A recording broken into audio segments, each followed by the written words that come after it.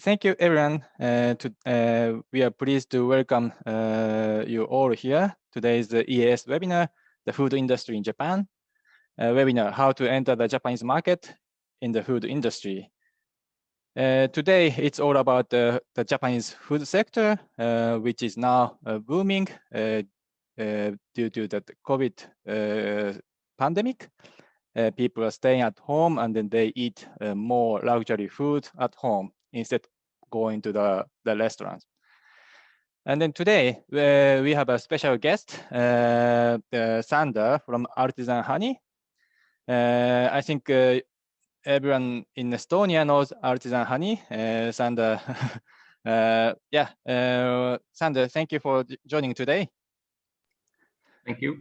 Yeah, I'll give you the floor later. Before, I would like to introduce a little bit more about the general market information about Japan. Let me explain. So today, now I'm going to do the introduction, and after that, Sander will talk about his experience of the Japanese market. And then after the 10 past 11, Rutger from the FFT International will talk about the Japanese market more. And then maybe after the noon, we will close this webinar. And then in the beginning, I would like to explain about the EASi Aasia Keskuse Information Center. We have a now new director, Eva, and then we have Japan and China and Singapore, India, and then Southeast Asia. So if you are interested in those markets, please contact the specialists. Some of them in Tallinn, some of them in the local countries. Yeah. And here, this is the service we offer. If you visited eas.e/Asia Keskuse, you can see all those services. Yeah, so if you are interested in those China, Japan, India, Singapore, please check those websites. And now, why in Japan? So according to the PwC, Japan will be still one of the largest economy in 2050. Specifically, it's 8th ranking. And then now EU, Japan, EPA and SPA enter into forces 2 years ago. EPA stands for the Economic Partnership Agreement. This is like between the EU and Japan.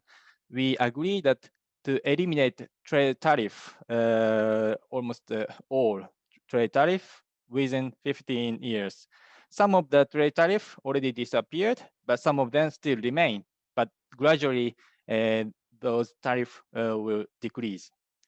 And then SPA is that the Strategic Partnership Agreement. This has been also into force in the same time.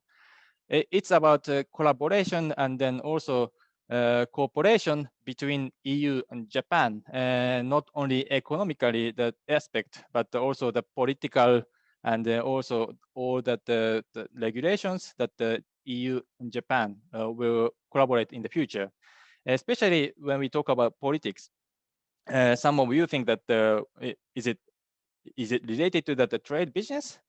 Actually, it is. It's that if we are like politically stable, it is good for the companies. I will show you one example. For example, this one that you can see that the pineapple picture. This advertisement in Japan. This is the crowdfunding that we import Taiwanese pineapple in Japan. It's now that the Taiwanese pineapple became really booming in Japan. That there's a reason behind this. Actually, the Taiwan, the 90% of their export of the pineapple used to go to China. But because that Taiwan criticized China regarding that the COVID reaction, so suddenly China stopped importing that Taiwanese pineapple because they say that they found the insect in the pineapple, which was not really true, but according to the China, so it was not allowed to import Taiwanese pineapple anymore. So Taiwan was in trouble. So they have to look for other trade partner, and then Japan was the alternative target. Actually, in Japan and Taiwan, we had really good relationship. So the Japanese people voluntarily start supporting the Taiwanese pineapple, and then they import. So this is one of the example of this political risks between the two countries. The similar story you can find between Australia and China. So the Australia used to export the beef and wines to the Chinese market. But since the Australia also criticized China for the COVID situation, the Australia starts saying that we should have independent investigation team.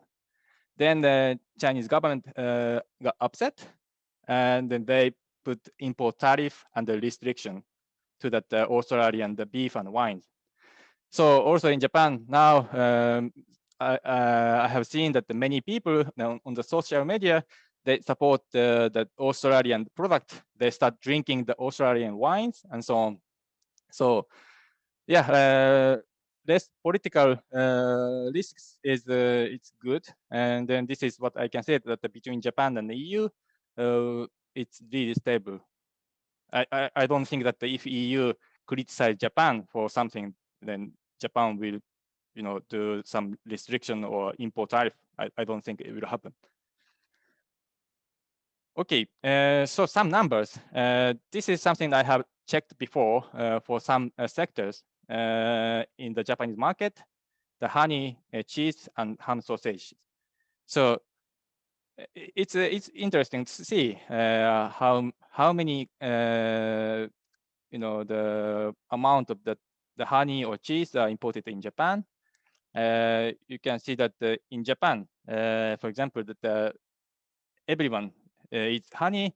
I mean, average that 374 grams per capita annually.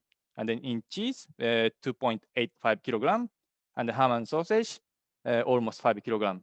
So this is the annual average volume people consume per year.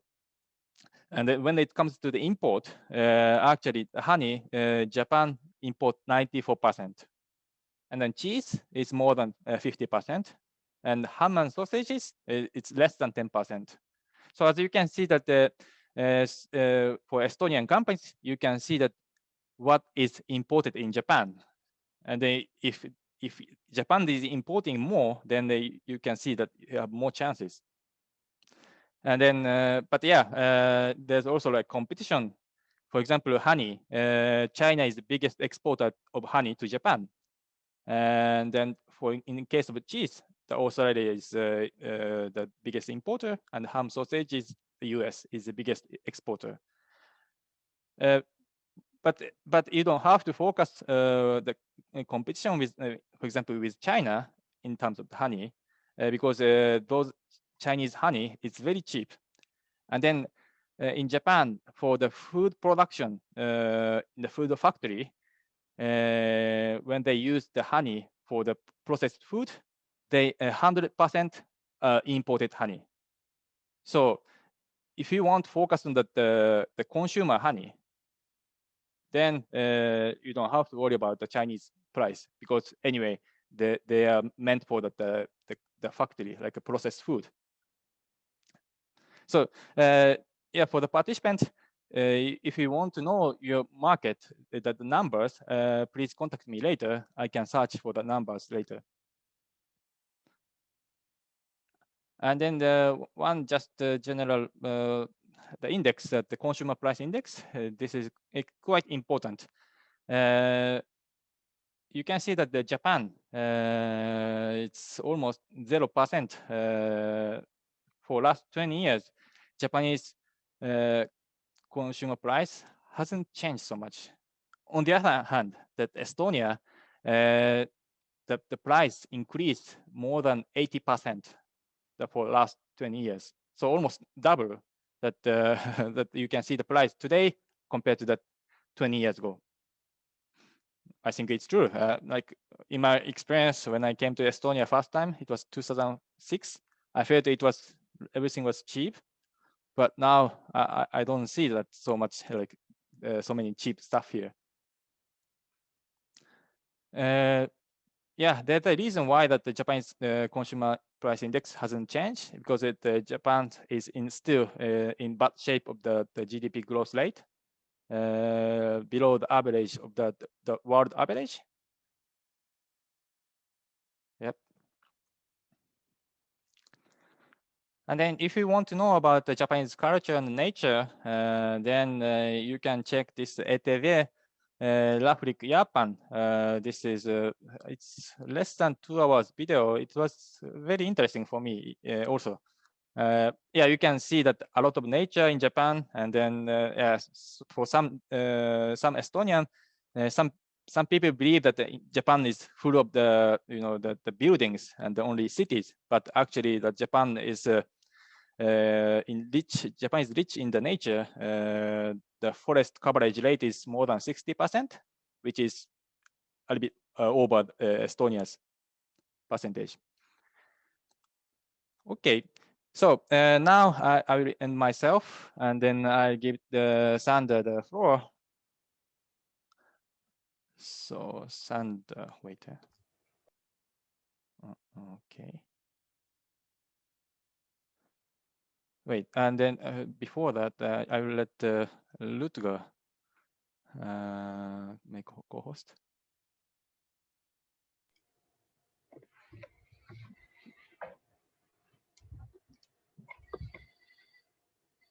Okay, I think I will talk to him separately. Okay, so before giving the microphone to the Sander, for participants, if you have a question, please put in the Q&A box or in the chat box. For the Sander, I don't think he can check when he's speaking. So when he finishes his presentation, he will answer. And then for Sander's presentation is in Estonian. So if you have a question, please write in Estonian. I'm afraid that I cannot read the Estonian, so Sander can answer by himself. And then manage. Yeah. Okay, you can share the screen. In the meantime, Rutger joining. Rutger, good morning. Hello, everyone. Good morning. Okay. I was a little bit confused about the Estonian time and the Dutch time. Okay. Yeah. Yes, no worry About that. No, it's all right. So your presentation will start 10 past 11. I mean 10 past 10 in your time. Yes. Yeah. So it's Sander's presentation is in Estonian. We can. Yeah, it will be interesting for me to listen to it, but I won't understand too much. Yeah, let's start studying Estonian. Yeah. Okay, Sander, please start your presentation. Just a sec.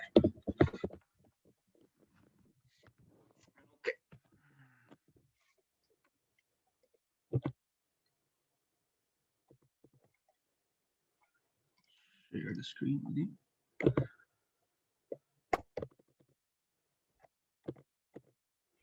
Are you seeing my presentation in full screen? Everything is good. So go ahead.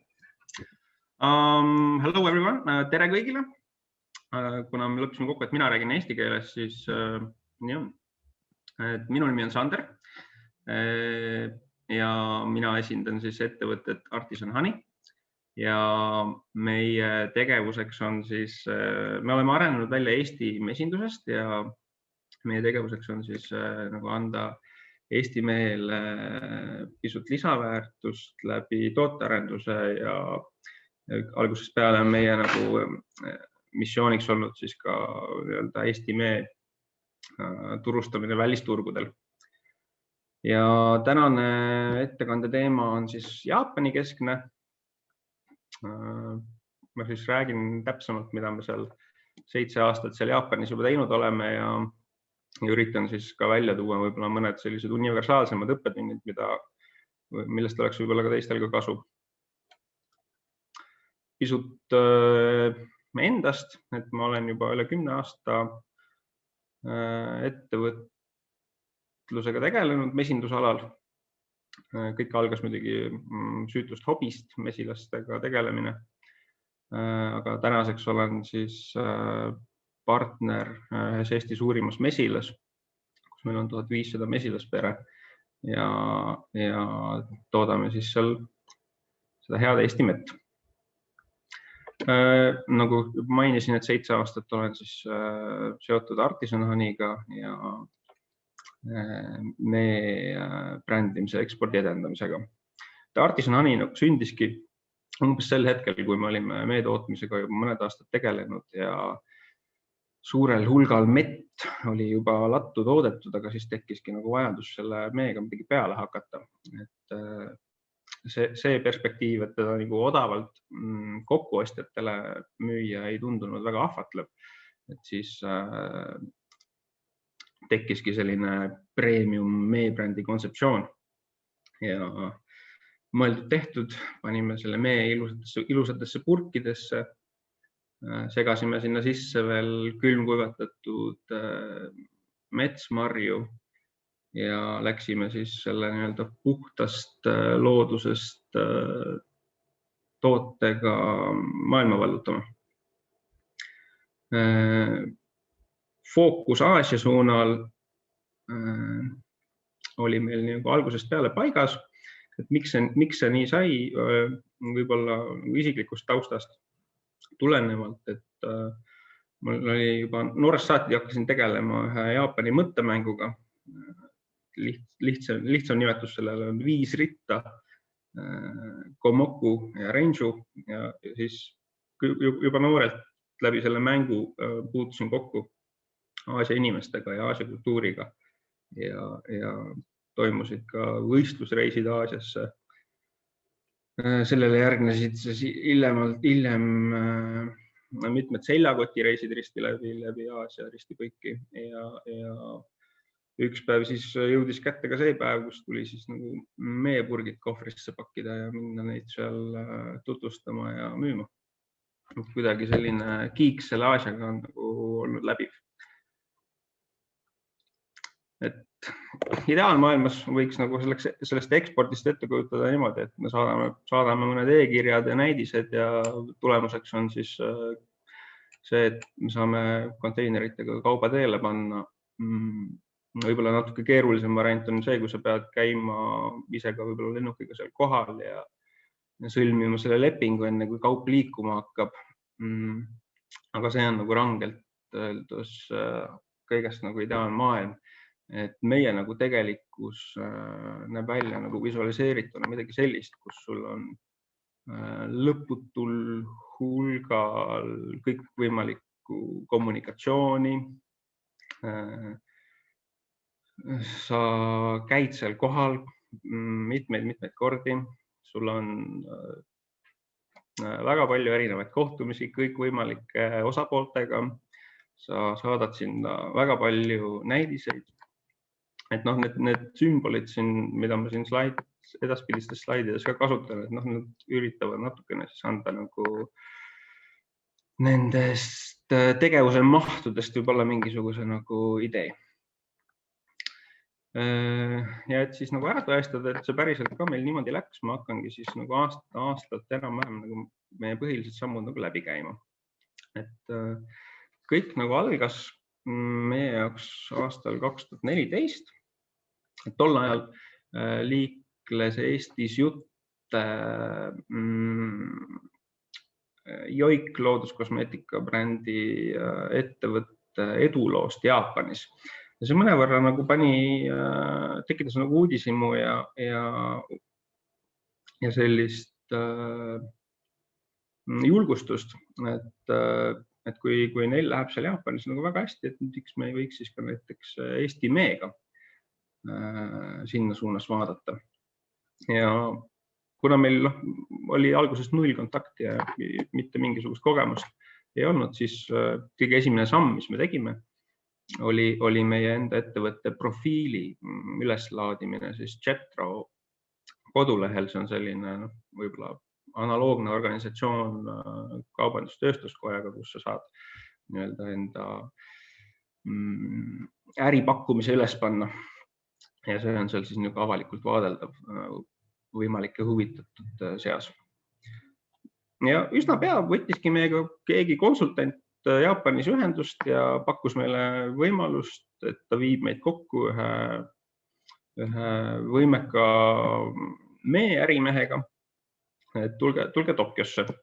Ja mõeldud tehtud, lendasime Tokyosse, kohtusime selle meie ärikaga, tema omakorda tutvustas meile siis Tokyo kaubandust, käisime seal uhketes kaubamajades, kohtusime mõne nagu kaubamaja võib-olla mida töötajaga seal ja saime esimesed visiitkaardid Jaapanist.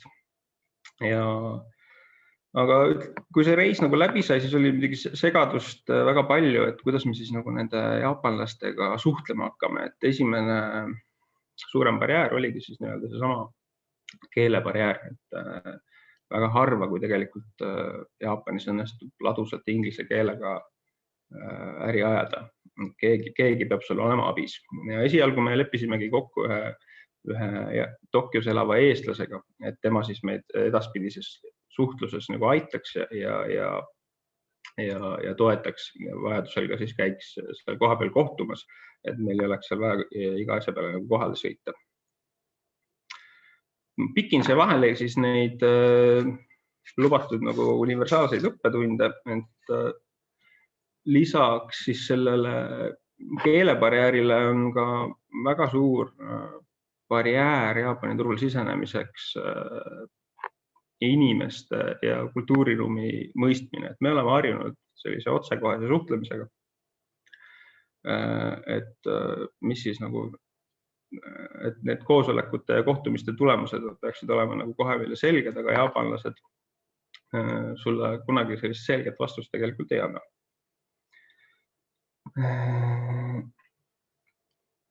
Need jaapanlased on väga viisakad, nad kunagi ei ütle sulle ei. Mõnes mõttes see tulebki nende võib-olla usaldus nagu võib-olla mitteusaldusest, et Jaapan on selline teistest rahvastest nagu isoleeritud suur saarriik. Neil on olnud kõik piirid kinni tegelikult sajandeid ja kuniks siis nad hakkasid lubama võõraid kaupu ja võõraid inimesi väga ettevaatlikult maale. Et see tähendab seda, et võõrastesse suhtutakse nagu väga viisakalt, aga endiselt nagu mitteusaldavalt esialgu. Äri tegemine ei juhtu üleöö. 2015, meie teine aasta Jaapanis, algas siis suure hulga ebamäärase kommunikatsiooniga, kuni meiega võttis ühendust üks järgmine jaapanlane, kes oli käinud Tallinnas, näinud meie tooteid. Ta kiitis neid taevani ja pakkus välja, et ta hakkab meid siis Jaapani turul abistama. Tal oli üks sõber Fukuoka linnas, mis asub Lõuna-Jaapanis. Üks sõber, kes pidas seal siiamaani peab ühte kohvikut ja ta on nõus meie meed nagu prooviks võtma sinna kohvikusse müüki. Ta on nõus hakkama meie toodete maale toojaks seal Lõuna-Jaapanis. Me muidugi haarsime sellest võimalusest kinni, et see on nagu parem kui mitte midagi. Ja siin vasakul siis ongi näha, et me käisime 2015 aasta tegelikult 2 korda kohal, me saatsime jälle sinna hulgini näidised erinevatele osapooltele ja 2 siis päris saadetist ja mille siis nagu neto mee hulk oli 200 kilo. Ma käisin ka ise Jaapanis kohal peale seda, kui me esimene kaup oli sinna jõudnud ja me siis tegime veel siis nagu selle kohaliku maaletoojaga seal linnas ka teistes kohvikutes sellise kamikaze stiilis nagu müügirünnaku, kus me lihtsalt saadasimegi erinevatest ustest sisse ja üritasime tooteid erinevatesse kohtadesse nagu müügile pakkuda. Et mingisugust edu sealt ikkagi tuli, et me saime nagu tänu sellele öelda, et jah, me oleme Jaapani turul sees.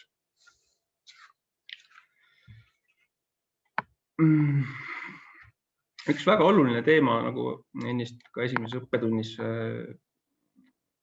mainitud sai, oli Jaapani kultuuriruumist nagu arusaamine. Seda kirjeldab päris hästi Edward Halli kultuurierinevuste teooria, millest ma ei teadnud kuni hiljutise ajani tegelikult mitte midagi. Aga nüüd tagantjärele mõeldes ma olen nagu aru saanud, et see peab väga hästi paika. Et Jaapan on tugeva kontekstiga kultuuriruum, kus informatsioon sisaldub kontekstis ja seda tegelikult ei verbaliseerita väga palju. Ja see põhineb nagu sügavatel, pikaajalistel, personaalsetel suhetel ja traditsioonidel. Ja vestluste põhireegel tegelikult on see, et ära sega, las ta räägib. Jutt käib tegelikult kogu aeg ainult nagu asja ümber, et väga konkreetseks kunagi ei mindagi. Ja tänu sellele siis kulubki sul see jaapanlaste veenmiseks ja usalduse võitmiseks nagu väga palju aega.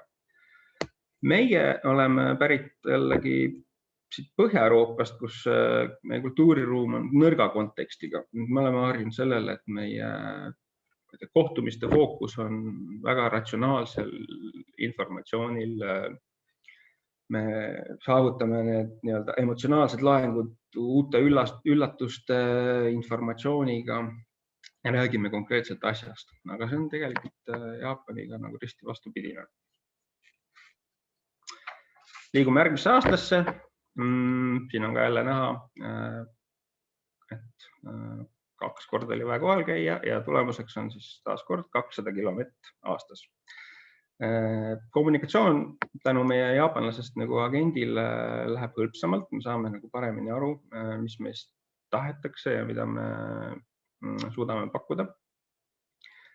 Me sõidame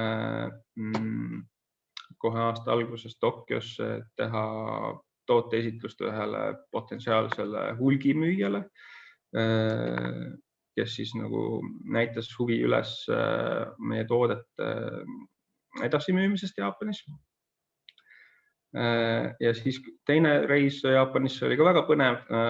Toimus siis peaminister Taavi Rõivase visiit Tokyosse ja meile nagu suureks üllatuseks kutsuti ka meid sinna äridelegatsiooni kaasa tegema. See oli muidugi väga huvitav kogemus, teha kaasa sellisel kõrgel tasemel visiit. Me saime siis selle visiidi raames oma potentsiaalsetele äripartneritele seal edastada kutse peenetele vastuvõttudele, kus sai pilti teha peaministriga, Barutoga. Toimusid kontserdid, et see oli selline väga kõrgetasemeline värk. Kindlasti mõnevõrra nagu ehmatas meie nagu tolleaegsed need partnerid seal mõnevõrra ka ära. Et ma arvan, et vähe on selliseid riike, kus selline tundmatuid väikeseid riike, kus tuleb siis kohale peaminister väikeseid meie firmasid nagu saatma. Aga ikkagi midagi nagu ei plahvata, midagi väga suurt sellest ei tule, kuni siis aasta lõpuni, kuni üks varasemalt siis tuttavaks saadud eestlasega tekib uus side ja ta mainib, et tema uue firma boss on väga huvitatud meie toodete maale toomisest Jaapanis. Et see juba selle 3 aastaga nagu tekkinud nagu võrgustik vaikselt hakkas nagu toimima. Ja siis toome jälle siin ühe väikse õppetunni vahele, et millest ka väga palju räägitakse jaapanlastega suhtlemisel. on etikett ja viisakusreeglid. Need on tõesti väga kõrgel kohal, et neid ei saa nagu alahinnata. Väga palju pööratakse nendele tähelepanu. Õnneks muidugi välismaalastele antakse väga palju ka andeks, aga minu soovitus on olla, kui sinna kohale minna, väga tähelepanelik, väga selline alalhoidlik ja järgida nagu kohalike käitumist, et kindlasti ei tasu tormata. Et mõned lihtsamad näited ongi see, et kui sa viid sinna kingituse, et sa annad selle üle 2 käega kummardades alandlikult ja kõige vanemale, kõige tähtsamale inimesele ruumis. Igakordne kohtumine visiitkaartide vahetamiseks samamoodi, sa teed seda alati 2 käega. Et kui sa lähed Jaapanisse, siis väga oluline on, et sa kõikide nende asjadega seal kohaneksid. 2017 läheb meil suuremaks siginaks-saginaks, kuna üks ettevõte, kes on huvitatud meie toodete maale toomisest, võtab asju väga tõsiselt. Seal firmas töötab ka meie üks tuttav eestlane. Ja sellega seoses siis me käimegi alguses seal esimest korda vist Tolletoris sel aastal oli oma toodete tutvustamiseks. Teine kord juba toimus siis Tokyos Taste Estonia üritus, kus oli kaasas ka maaeluminister. Paruto oli selle üritusega seotud, osalevad mitmed Eesti ettevõtted, korraldatakse vastuvõtte ja õhtusööke. Et õhkkond oli väga selline positiivne ja aktiivne tol hetkel. Kindlasti mõnevõrra ka nagu julgustas jällegi meie potentsiaalsed äripartnereid, et Eesti on väga tõsiselt võetav. Tulevad oma delegatsiooniga meile külla ja korraldavaid ägedaid asju. Tol suvel siis lendas ka meie maaletoo ja terve enda pundiga, kes oli 3-4 inimest meile suvel külla tutvuma meie mesindusega, meie Eestiga laiemalt. Sügisel lendan mina sinna, lepime kokku, et me osaleme 2018 suurel Foodex Tokyo toiduainetööstuse messil. Et me läheme sinna välja oma Artisan Honey boksiga. Sellest tõotab tulla väga suur läbimurre. Ja aasta lõpul veel paar päeva enne jõule tuleb siis maaletoojalt veel palve, et kas mul oleks võimalik tulla 2 päevaks Tokyosse. Et neil toimub üks kohtumine kuulsa luksuskaubamaja ostumeeskonnaga, et oleks vaja, et sa tuleksid ka Tokyosse, et lihtsalt tule naerata ja kummarda. Et me tegeleme ülejäänud asjadega ja et me maksame selle reisi sulle kõik kinni ka. No, et siis oligi enne jõule veel kiire vahepõige 2 päevaks Tokyosse, üsna väsitav, aga sa ju ei saa keelduda. Järgmine õppetund. Kuna me oleme juba läbi teinud väga palju erinevaid kohtumisi mitmete kõikvõimalike osapooltega, siis tõesti on väga raske aru saada, millal jaapanlased on huvitatud või millal nad ei ole huvitatud. Jaapanlased väldivad ei ütlemist, et säilitada enda nägu ja hoida oma suhteid. Et on üks selline huvitav ütlus, et kui jaapanlased ütlevad jah, siis see tähendab võib-olla. Kui nad ütlevad võib-olla, siis see tähendab ei. Ja et kui nad ütlevad ei, siis nad ei olegi jaapanlased. Et see peab, ma arvan, paika. Juba see, et nad on nõus sinuga kohtuma, võib tähendada ka ainult viisakust. Et meie siin mõtlesime algusest peale see, et me saame nüüd selle väga huvitava kohtumise, sealt võib midagi ägedat tulla, siis tegelikkuses see võib tähendada ka ainult lihtsalt viisakust, et eriti kui see kohtumine on kokku lepitud kellegi kolmanda osapoole, kas mõni tuttav või mõni varasem äripartner või keegi lepib selle nagu sinu eest kokku. Et siis nii-öelda vana tutvuse poolest okei, et me saame nagu siis kokku sinu selle uue partneriga ka, aga neid selliseid kohtumisi ja asju, tõesti neid on väga palju olnud ja sa kunagi ei tea, milline siis nagu neist hargnema hakkab. Et kui peale sellist kohtumist on nagu vaikus ka peale ühte-kahte nagu meeldetuletust, ega siis ei ole nagu mõtet enam peale tükkida, et sealt nagu midagi niikuinii tulemas ei ole selles mõttes. 2018 siis meie, ei teagi, mis ta on, 4. aasta, suurem läbimurre. Me oleme siis enda tundmatuste riigist väikese ettevõtte messiboksiga ühel väga suurel toidumessil Jaapanis väljas. Ja mis kõige parem muidugi selle messiboksi maksis kinni meie maaletooli. Lendan siis, ühesõnaga asun ka mina teele, et minna siis müügimeeskonnale sinna messile appi. Istudes lennukisse sain ma seal ettevõttes töötavalt eestlaselt siis sõnumi, et politsei arreteeris messiboksis meie bossi ja ta viidi minema. Selline väga huvitav olukord. Ma maandusin siis Tokyos ja selle asemel, et siis nagu rutata sinna messiboksi, et minna messile välja, läksin ma hotelli, sest et messiboksis kedagi ei olnud. Firma ülemus oli eelmisel päeval sealt samast messiboksist ettevalmistuste käigus nagu arreteeritud ja minema viidud. Ma olin seal hotellis ja televiisoris jooksid siis mingisugused uudised ja ma märkan seal endale siis nagu tuttava firma kodulehekülje kuvatõmmist, kus paistsid ka nagu õrnalt udustatult meie meepurgid. Siis ma nagu sain aru, et midagi on nagu väga mäda, et küllap on see boss ikkagi mingisuguse suure tembuga hakkama saanud, kui juba uudistes seda niimoodi suurel hulgal nagu kajastatakse Tokyos. Ja tasapisi siis hakkaski mulle nendelt ettevõtte töötajatelt nagu laekuma infot, et ta vahistati siis nagu mingisuguste maksukuritegude tõttu. Et jumal tänatud mitte midagi meiega nagu meil sellega pistmist ei olnud, aga lihtsalt oli see selline 1,5 aastat nagu kestnud nagu suhte arendamisele muidugi päeva pealt nagu vesi peale tõmmatud. Ja mina olin siis seal Tokyos, sisuliselt nagu käed taskus, et mis nüüd saab.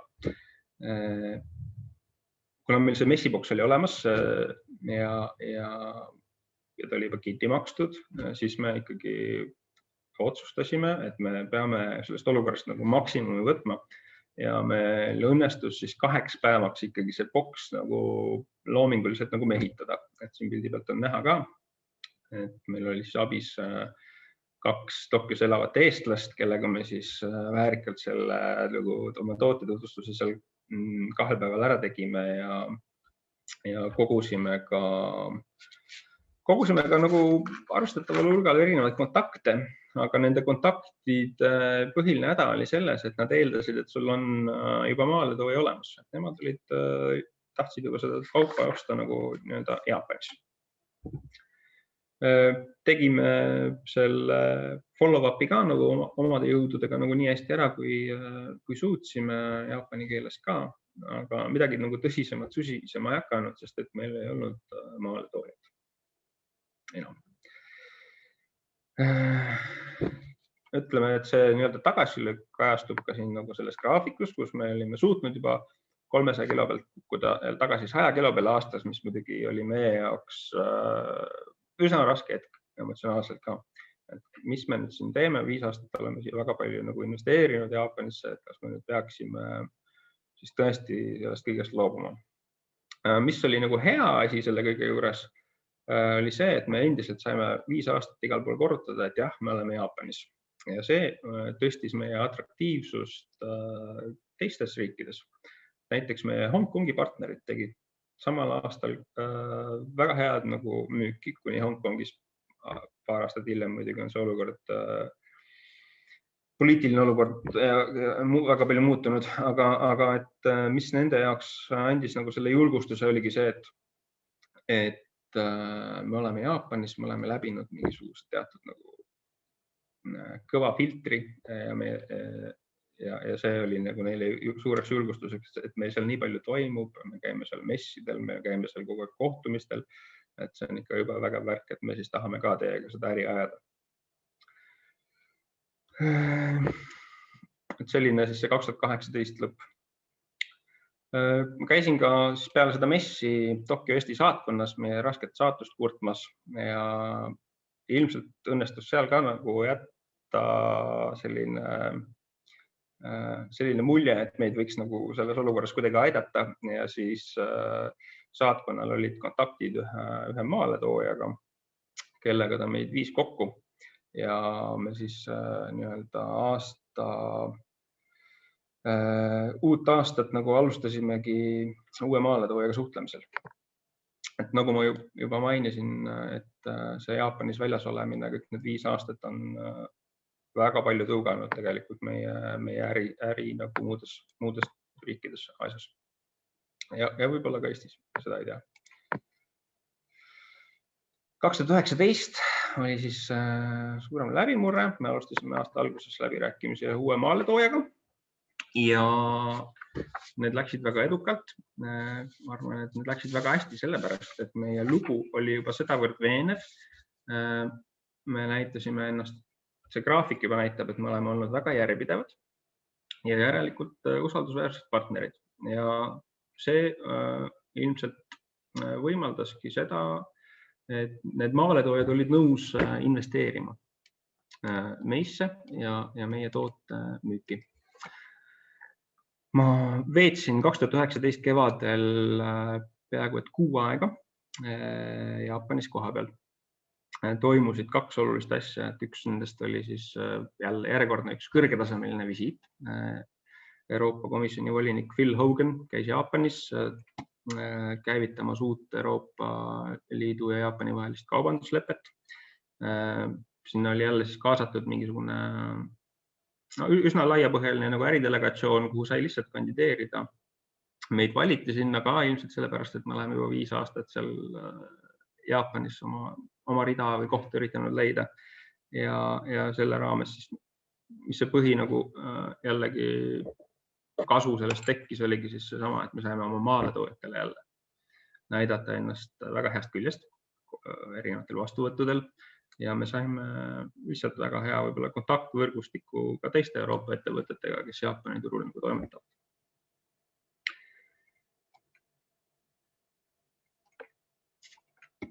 Vot, ja on näha, et meie nagu müügid paranesid kohe. Meie maaletooja põhifookus on olnud e-turgudel, täpsemalt siis kõige rohkem Rakuteni kaubamajas, kus siis meie brändile hakati siis vundamenti laduma ja tasapisi toimetama. Kordan ennast jälle, järjepidevus on olnud tähtis teema.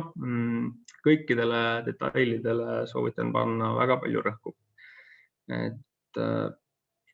Et kui su nagu ettepanekutes, su informatsioonis on vastuolusid, mingisuguseid tehnilisi detaile sa ei ole piisavalt kirjeldanud, siis sa lihtsalt kaotad sellega väga palju aega ja mõnevõrra ka oma usaldusväärsust, et parem on kohe sellesse nagu palju investeerida. Et sul peaks olema peast teada ka võib-olla oma pappkasti paksus millimeetrites. Et kui sa nagu seda vastust kohe ei tea, siis sa lihtsalt kaotad oma nagu aega. Jaapanlased ei salli teadmatust ja ootamatuid olukordi. Et sellepärast on neil alati kõik protsessid hästi väga hoolega ja väga detailselt ära kirjeldatud. Et kindlasti, kui te Jaapanis midagi teete, siis te puutute sellega kokku. Ja protsessid on väga ära kirjeldatud ja igasugused kõrvalekalded on väga arvulased.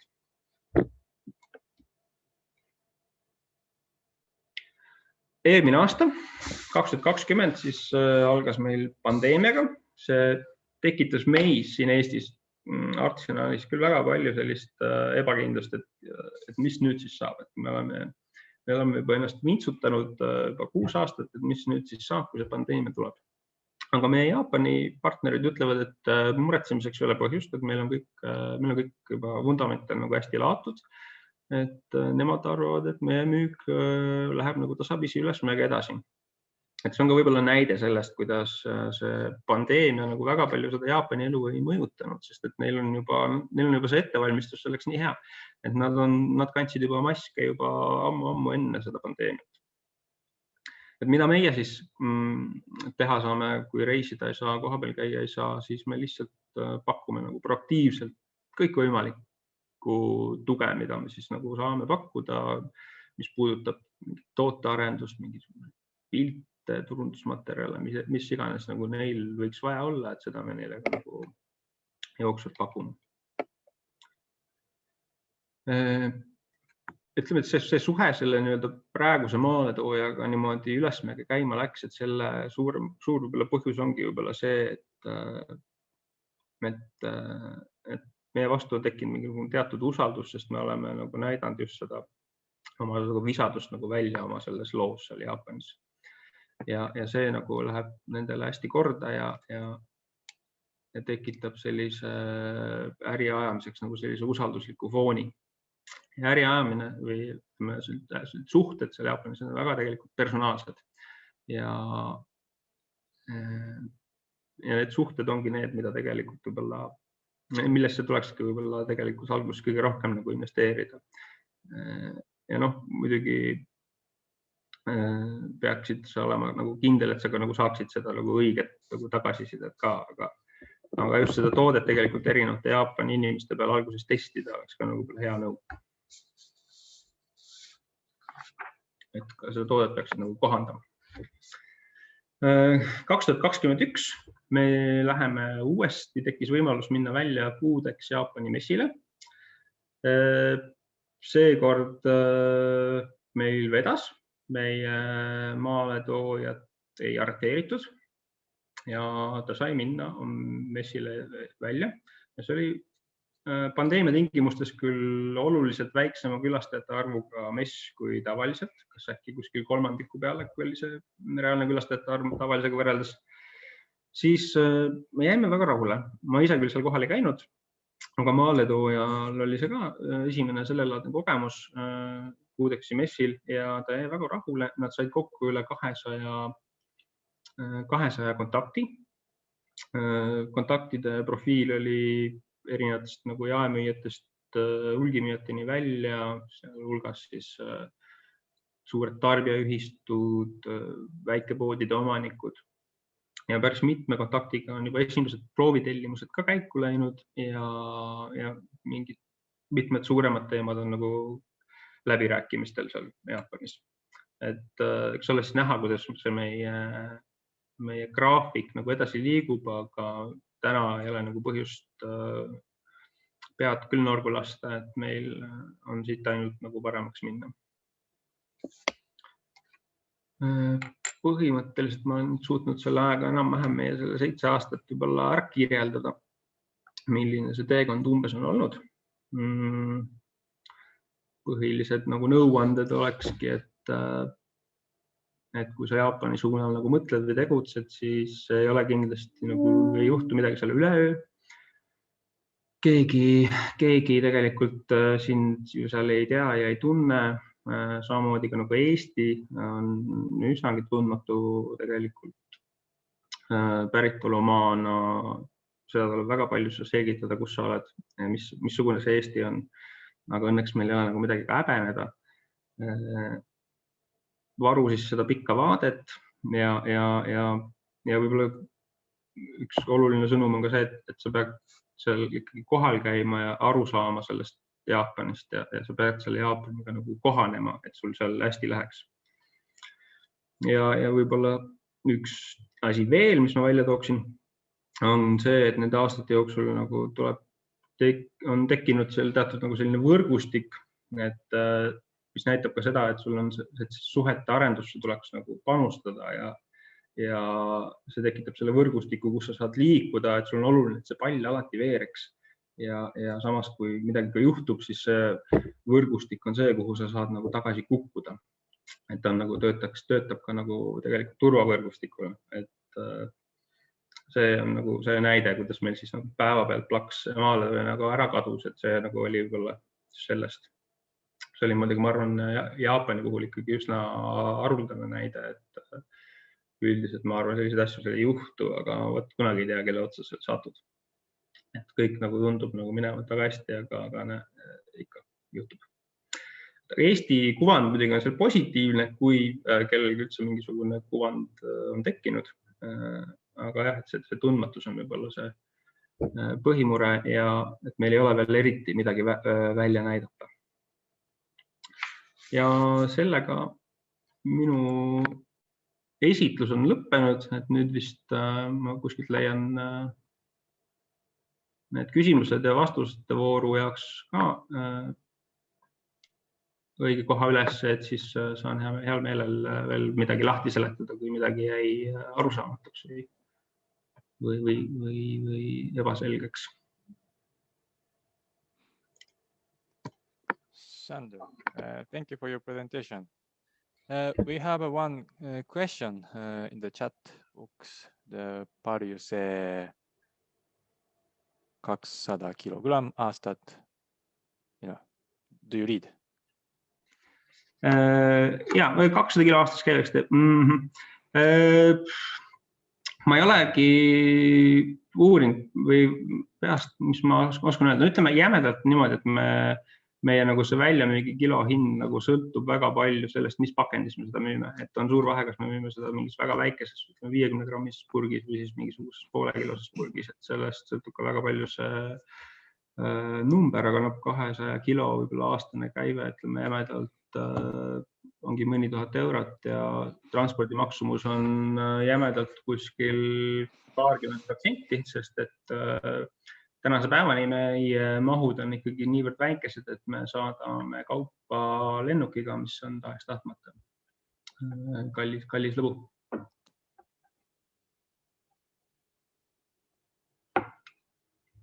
Et Reino veel küsib, et aru saada turunduse ja tulu vahekorda alguses, et meie turunduse kulu oligi võib-olla see, et me seal nagu kohal käisime ja üritasime siis pakkuda kõikvõimalikke tuge erinevate materjalide ja brošüüride toel, et me tegelikult ei ole seda nagu kokku ostes löönudki, mis see kõik nagu maksta võis. Et ütleme nii, et kulud on kindlasti olid esimesed aastad nagu oluliselt suuremad kui kõik mingisugused tulud, kui me Jaapanit vaatame. Okay, so participants, if you have any question, please put in the Q&A box or in the chat box. We still have a few minutes to the next presentation. Well, from my side, it was really interesting. I didn't understand 100%, but it was nice to see that your presentation. Because one thing that I always tell that in the webinar, for the Estonian companies, they have to find the importers or distributors, or let's say like partners in Japan to start business. And then it's not easy because in Japan that the trust is really important, and then they have usually like already trusted suppliers already. So when you cut in this chain, it's hard for the first year, right? And then it takes years to get a good partnership. And then my question from the Sanders presentation, that so when you enter the first year, that 2014 was it? How what made you to decide to invest in Japan? This is quite big investment for you, and then you have no connection, and then we didn't have any direct connections, and well, the decision was, I think, mostly emotional. To be honest, we just had this mission, and we just had this dream to go out there, and we didn't want to give up. So we took up any opportunity that became that at that time. So yeah, as I mentioned, we're a small company from an unknown country with a very niche product. So okay, but yeah, even for you that it took 5 years to get a good sales volume that from 2019 that your sales start increasing? We still feel that we're at the beginning, of course, but we can finally maybe say that we understand how it works, and we can now say that we're hopeful for the future, maybe. Okay. Yeah, I think it's like Artisan Honey that it's a really good example for Estonian other companies that small companies how to enter the Japanese market, and then you took risk to gain the profit. Yeah, so you need courage to decide. Yeah. Definitely. Well, this is something you need for any kind of business, I guess. So some courage or some risks. If there is no risk, there is no reward as well. Okay. Well, for the Sanders case, I think it's a good example for other Estonian companies, like how to enter the Japanese market, like going to the trade show and find partners and so on. But this is what always I recommend the Estonian company too, that to find the partner, the best opportunities in this trade show. But as you can see that now, because of this pandemic, it's not possible to enter this trade show physically. And then actually, like when I was talking with Sander before, and then Sander told me there's one company in Netherlands who export product to Japan directly. I usually explain to the companies, Estonian companies, that usually for Estonian companies, you should not contact the retail store directly, because retail store, they don't deal with you, because retail store, they want to buy from the wholesaler. They want to buy from the distributor in Japan. So I recommend Estonian company not to contact retail store directly. But there's one exception that so today's other speaker, Rutger, is from the Netherlands, the Dutch international trading company. They have a direct contact with a Japanese retail store. So this is the other way that the Estonian company can think about. Okay, Rutger, now it's your turn, and thank you, Sander. You can relax now. We will have another 1 hour presentation from Rutger. Yeah. Thank you. So Rutger, as an export product development manager in Dutch company, so maybe you can explain about your company first, and then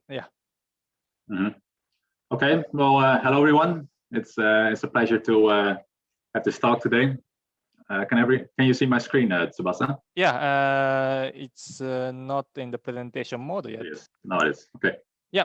Well, hello. I had the pleasure to be in Japan with Sander in 2019 on a 2-week training course.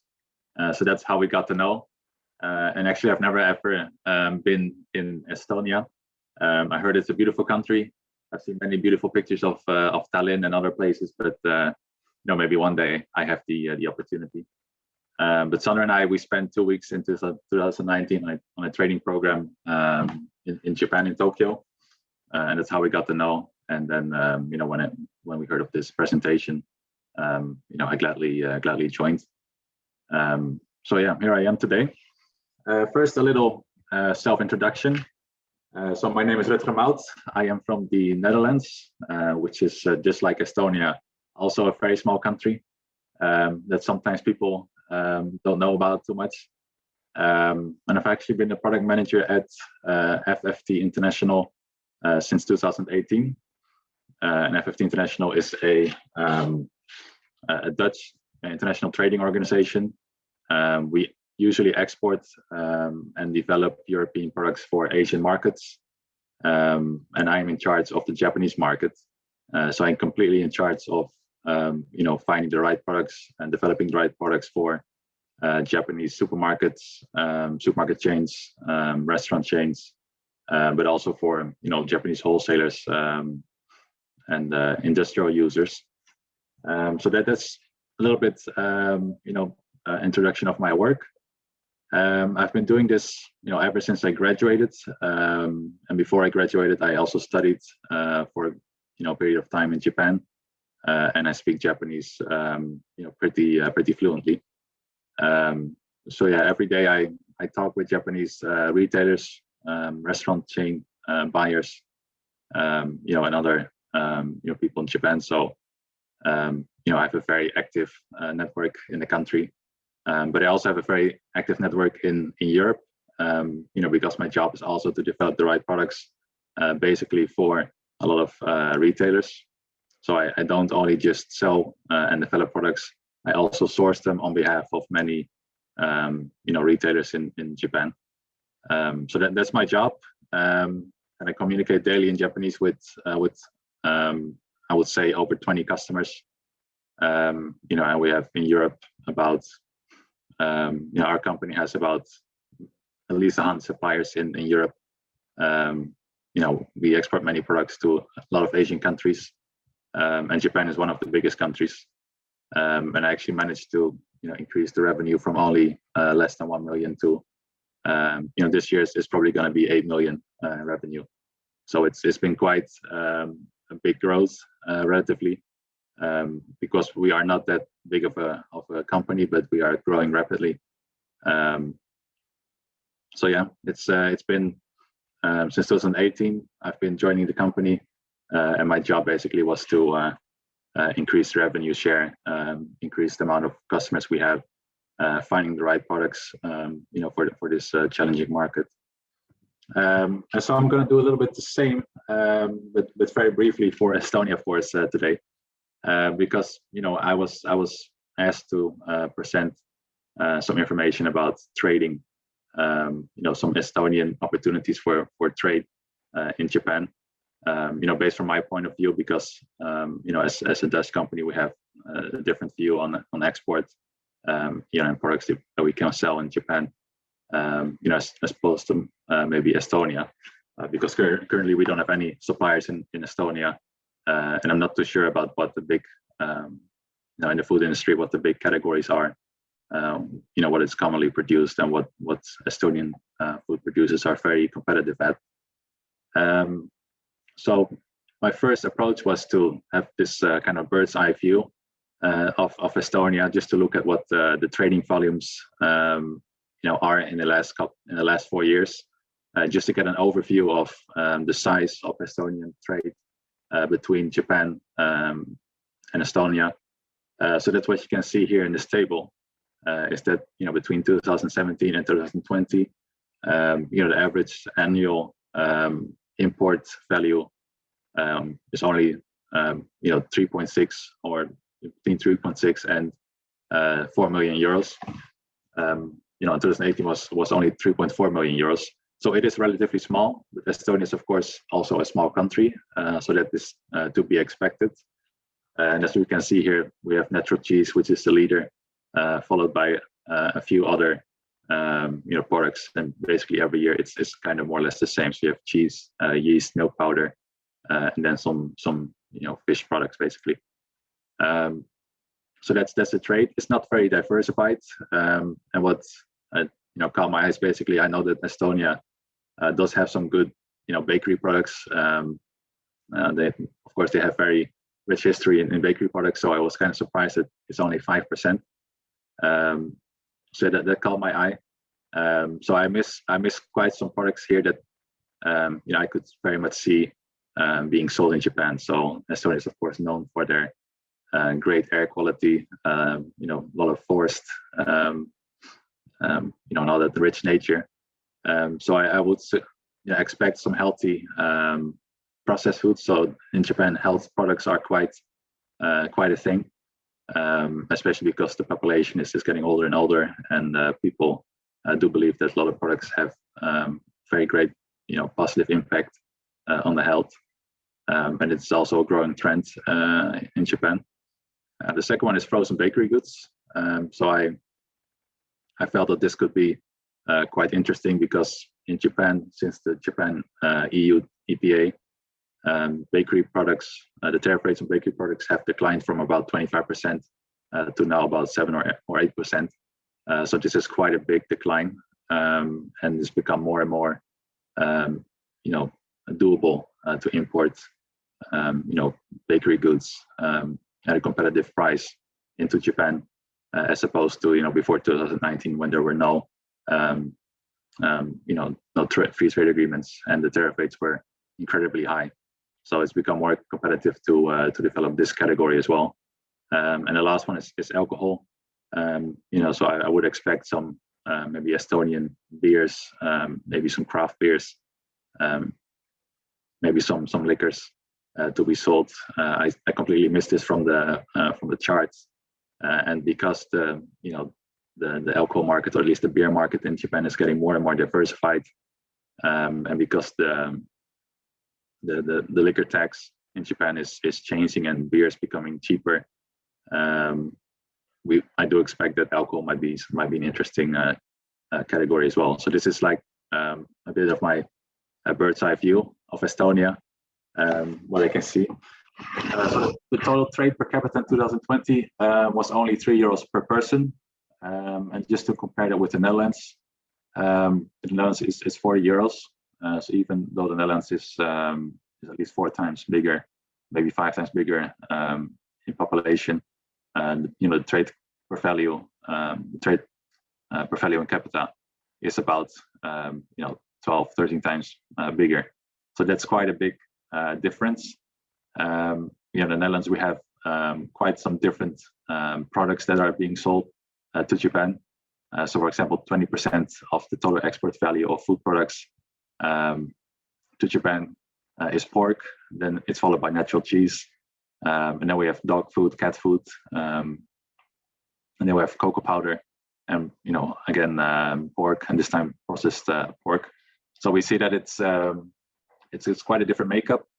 And the Netherlands is the second largest exporter of food products in the world, and especially Japan. When you look at natural cheese outside the EU, Japan actually is the biggest importer of natural cheese in the world. So it's even bigger than the UK now that they are out of the EU. So that Japan is a very important market for many Dutch food producers. Japan, has a very low self-sufficiency rate when it comes to food products. So we do see that there's a lot of need for imported products. And today I will talk a little bit more about how I develop these kinds of opportunities with customers, and how I can see potential for certain products and see some risk for other products. Okay, so first of all, I would like to discuss a little bit about the different types of potential customers, because Japan is a very big market. It's got a very big population, a lot of people with a lot of buying power, so it's quite a rich nation. But as Mr. Tsubasa told, it's very difficult to get into the market and to build a trustworthy relationship with your customers. And before they can trust you, it takes generally years. And before you can expect really big orders, it takes quite a long time. So I will divide the market into 3 different types of buying groups, basically. So the first one is retailers, the second one is food service, and the third one is intermediary companies. So I'll start with the retailers.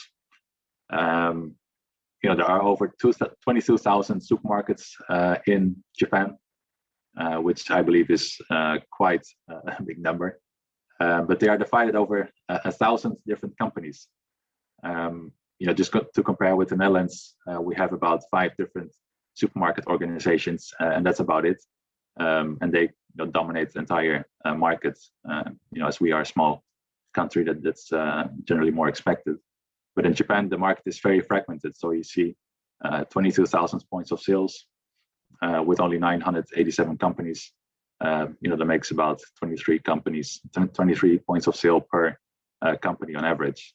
So that's a very low number. So you're not gonna export to a supermarket chain with only 23 stores. It's just not doable. The supermarket chains, they don't know how to import and if they even can import, they can't import full container loads, and it's basically cheaper for them to buy through a wholesaler. So what Mr. Tsubasa said, I can definitely agree with that. But that being said, there are also many retailers that are big enough and that are definitely willing to import, directly, or at least they are willing to. They are capable of importing products from Europe and other regions of the world. And as we see, wholesalers have more and more, a smaller role within the retail. A lot of big companies even have the strategy of not using wholesalers at all for their own private label products. So this is where we usually come in, because even though there's a lot of desire to import new and exciting products from Europe, especially with many new potential products, because of the EU-Japan EPA, where a lot of tariffs are being slashed, we see that Japanese retailers in general have very bad or very poorly developed networks in Europe. They don't know where to source the products. They don't know how to source the products. Negotiating prices for them is very difficult. And the biggest barrier is basically the cultural one and the societal one, where most buyers in Japan do not really speak any English, or at least not that much English. They can usually write it, but speaking for them is quite difficult. So, for me, it's my job to cold call a lot of potential customers, but a lot of buyers, they are not really willing to cold call potential suppliers. So it's basically my job to be this kind of bridge between Japan and the EU, and develop products based, on a quite tight timeline, and basically translate all the Japanese needs into basically business cases for European suppliers. And then we see that the average spending per customer for people who visit supermarkets is about 2,000 Japanese yen. So that's more or less 17 euros. So yeah, 2,000, 2,200 Japanese yen. 17 euros is €1.70 per item usually. That's on average. So that you see that compared to, for example, convenience store chains, where there are a lot of more points of sale, supermarkets still quite dominate, the overall revenue, or at least they have the bigger share, because people spend more money in supermarket chains than they do in convenience store chains. So basically, you can choose within the retail section to supply to supermarkets, chains, or convenience store chains. And usually this goes through wholesalers, and depending on which kind of supermarket chain you have, it can really differ what kind of needs there are. You have a lot of discount supermarkets in Japan that want to have high value, low price, which is also more premium supermarket chains that really want to have great taste, and they are willing to spend a little bit more money on the product. But overall, the price competition in Japan is very strict.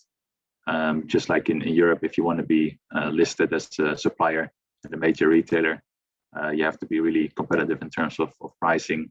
You can never really expect too big margins for most products. So that's something to look out for. A lot of suppliers in Europe, they look at as Japan as it's kind of margin making market.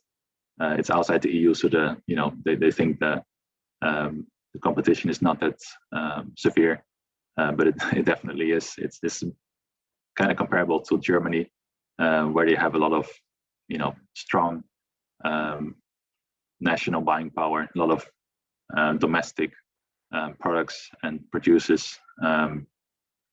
And it's basically your task as the exporter or supplier to a wholesaler to develop the right products that can succeed in the market and are profitable for both the wholesaler and the retailer. So there are a few risks and difficulties when trying to enter this segment of the market.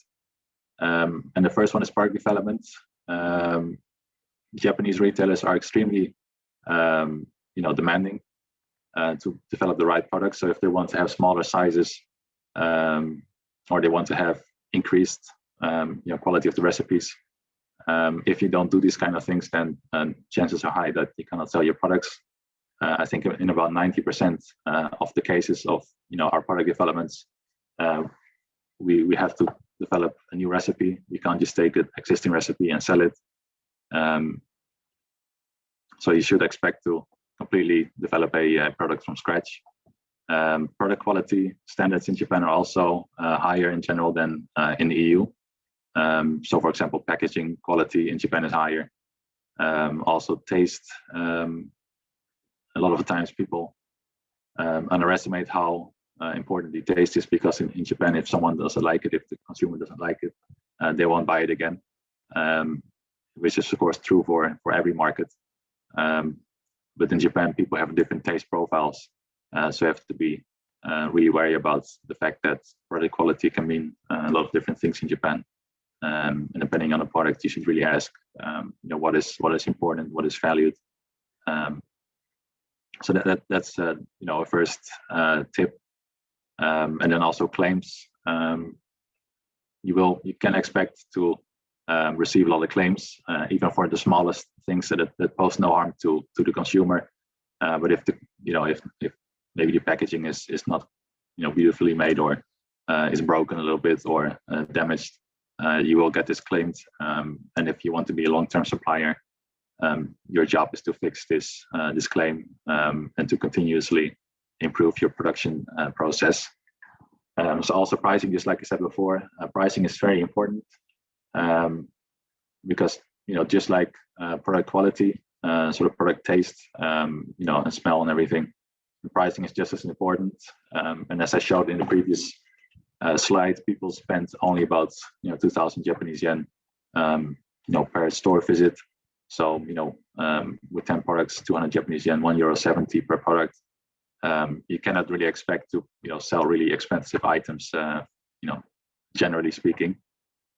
So you want to be competitive in terms of pricing as well. So if you sell a lot of generally not premium products, but just regular high volume items, then you will compete with a lot of other competitors from all around the world, not just the EU, not just Japan, but usually also Australia, New Zealand, and the United States, and also Asia, of course. And then, of course, we have the communication and etiquette, which is very difficult to fully grasp. And I won't really get into this point too much in this presentation, because I can dedicate the whole presentation to it. Because communicating the right way in Japan and having the right etiquette, although as a foreigner you're not really expected to learn this, if you do learn these kinds of things, then you are generally being taken more seriously, and that they will know that you have some experience in Japan. And Japanese people are generally quite risk avoidance. So if you want to establish a long-term business, I generally advise to take some etiquette lessons, or at least look online what the etiquettes are, and what to do, what not to do. So if you visit a retailer or you have a video call with them, a lot of potentially awkward situations that you can easily prevent by studying them through maybe attending a seminar, or just looking online and educating yourself on this topic a little bit. And then also a very big difficulty is that the contacting retailers is basically for most people it's very difficult. Japanese people don't really use LinkedIn too much, especially if you're part of a big company and you're a buyer. Chances are you're not going to have LinkedIn in Japan. And you also really don't have a general emailing address where you can just introduce your company to. So usually what happens is you have to contact retailers by cold calling. That's very challenging, because most companies, they only speak, people that pick up the phone, the representatives, they only speak Japanese. They speak very little English. So contacting the retailers the first time can be quite daunting. And it, as Mr. Tsubasa said, it's quite difficult to do this, especially as as an expert manager. who doesn't really have too much experience in this market. So I wouldn't suggest directly going through retailers. But on the flip side, you do have a lot of benefits and opportunities in the market, because if you directly deal with retailers, if you are so lucky to do this, then you can have direct input from buyers and developers. So you will have complete and 100% accurate input, and usually if they're willing to do this, you get a high degree of loyalty, so they will stick with you for a long time. But you also get the opportunity to improve your production standards, to improve your product quality, because even though the Japanese market is very demanding, it also presents an opportunity to move your business up a level. So yeah, ultimately there is a trend of doing business more directly with international suppliers, but it's still a very small portion, and usually international suppliers are being developed by major retailers that want to do only business with experienced suppliers in Japan. So the market is very small. It usually goes through wholesalers. So yeah, if you're a very small company, I would stick with wholesalers for at least a few years to begin with. Okay, then developing attractive products. So developing an attractive product means different things from different countries, and for different markets, and for different supermarket chains or retailers. But it's generally true that Japanese consumers are willing to spend 30% more money on a Japanese product. So it's usually quite tough to compete with just the same price and just the same quality with a Japanese product. So let's say if you sell camembert cheese, which costs maybe 500 Japanese yen, and it's maybe German or Danish origin, and you have to compete with a Japanese competitor, then Japanese consumers will almost always choose the Japanese one. So that's usually quite challenging. So the first category of products that I recommend to develop is relatively low pricing products, because Japanese people, they still need to eat. They still want to have high value, low price items. So if you are 30% cheaper than a Japanese product, but with the same quality or even better quality, then you have a very good chance of getting a supermarket listing. So high profitability really depends on if you can offer a low price, and if the supermarket can sell it at a relatively low price as well, but with relatively high margins. And then if the retail pricing is low and the quality is high, then you can expect high rotation of the product. So a lot of supermarkets, they look at the rotation of the products per day. So if you sell 0.8 items, it might be worse than selling 2 items per day, of course. But it also depends on the supermarket margins. So if you sell 0.8 products per day per store, which is make 35% margins, it might be better than selling 1.6%. 1.6 items per day with only for 15% margin. So that's really a big consideration, is to either develop low price products or develop really premium items. So as Mr. Tsubasa said, New Zealand honey is very expensive, for example, and of course we know that this is a very special type of honey that's only grown in New Zealand. It's only made in New Zealand. And then, of course, the Chinese honey is the value type of item, which is used a lot industrially. I just learned. So that's usually a big consideration you have to make. If your product is relatively premium, then definitely go ahead and market it as a premium product. But if it's a little bit, if it's not too premium, then you're probably gonna have to compete a lot with Japanese products. And we can see another example is French versus Chilean wine. Chile is the biggest exporter of wine to Japan. So Chilean wine is generally the most drunk and the most popular. But French wine is I believe about 2 or 3 times more expensive than Chilean wine on average. So even though the export volume of French wine is much lower, the price per liter is much higher. Okay, to move on to food service operators. So food service is totally different from retail. People want totally different products, of course, and there are totally different requirements. So what I also recommend, to do is first make a consideration if you want to, develop both, or you want to develop either of these, because they are very different. You will need an entirely different network, and you will need to, you will be asked a lot of different information from food service operators compared to retailers.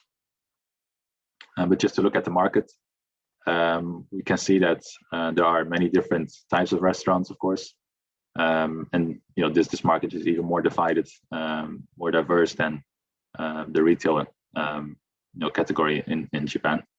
And there are a lot of single stores or small chains that are really tough to sell to without using a wholesaler, as opposed to a lot of bigger restaurant chains that also exist in Japan. So there are many bigger restaurant chains. For example, family restaurants are a big example. So you have this Japanese franchising organization, which has a lot of members, and they have 48 companies that have a combined 9,213 points of sale, of restaurants, basically. So that's quite a big amount of restaurants per company, and these people usually have a big buying power, but they generally tend to buy still through wholesalers. In the food service industry, it is very rare to see these operators sell through. See these operators import directly from abroad. Usually it goes through wholesalers, but this is also changing slightly as competition is getting more and more severe. So that's a bit of the overview of Japan. So you have different kind of categories, and usually getting into these kind of companies is just as difficult as going to export to retailers, because it's the same kind of business development. You also have to cold call. They also have to be interested, and usually what you sell to these companies are commodities, where the price competition is very severe as well. So definitely do not underestimate it. But if you have a product that might be very interesting for one of these companies, then you can have some big successes really quickly, because if you sell one commodity for maybe 200 or 1,000 stores or restaurants, I should say, your export value can increase significantly. So these are basically the kind of companies, 198 companies basically, that could potentially import directly if they wanted to. Okay, then we're coming part of the menu. So if you want to sell to a food service company, or at least you have a wholesaler who introduces you to one of his customers, and you know a little bit about what kind of restaurant they operate, it's very important to study the menu just to see what you could offer. Just one fun example is that we're currently developing pork luncheon for sushi. So pork luncheon is of course known as this long life product that's eaten on many islands. It's been around forever. Not much growth, but in Japan they also eat it with sushi, which is something, of course, in the United States and in Europe you don't see that much, but in Japan it's a big thing. So we thought, why not just develop this at the moment, because they have a sushi hamburger, basically hamburger, and they have sushi ham. So that's quite interesting development. So I would definitely recommend to study the menus in Japan. Maybe not just of your customer, but generally in the markets. Check a few potential customers, check their menus to see and understand what you could offer. So that's really what I would understand. And each restaurant chain has their own kind of brands, their own kind of pricing ranges. So I would really try to understand if the restaurant chain is competitively priced or if they're a little bit more premium. And then there are basically two big trends at the moment. So first one is interesting ingredients. People want to have more exciting ingredients. So just to put on their new menu. So if you have anything interesting, even if it's a bit niche, then it might be interesting to offer it. And if the taste is good and it's going to look good on the menu, then you can always consider offering it. The second one is Instagram worthy desserts. So Instagram is very big in Japan, and people love to post pictures of their products, basically, of at least the stuff that they're eating. So that's usually how what I advise to do. Just look at the menu, look if you have any products that could be interesting for the final consumer. And if you have something that really is going to be interesting and people want to share on Instagram, then it means also the more people are willing to come to the restaurants. So that's a big trend. But becoming a supplier, if you start selling commodities, it basically means if you have the right price, the right terms, if you're a reliable supplier, it's most about quality and pricing. So that's quite tough. 1 year you can be a supplier, the other year you're too expensive and you're not. So you really have to think about whether your product is very replaceable or not. So I would definitely suggest adding some value to your product. Maybe if you sell commodities, at least understanding what the competitors sell at which price points they sell and how competitive you can be. Then the third one is our intermediary companies. And these are basically the kind of companies that are gateways to the Japanese market. And I save these for last because these are basically the ones that will contact European producers the most. Because this is basically what they do. And they are wholesalers, they are distributors, and they traditionally have had a very big role in importing products into Japan. Basically, you can divide them into three kind of categories for food products. First one is the general trading companies. So there are a few general trading companies that are incredibly big. They do everything from ramen to airplanes, for example. So these kind of companies, you only want to sell them basically commodities or big volume items, because if they do 1 or 2 million euros of an item, it's not even 1% of what they do. It's not even 0.1% of their revenue. So they usually look at big industrial products, industrial projects. So if you have a small brand and you want to be developing your brand in Japan actively, these kind of companies are way too big for you. And then we have the specialized trading companies, which are way more interesting for smaller producers. Basically because they are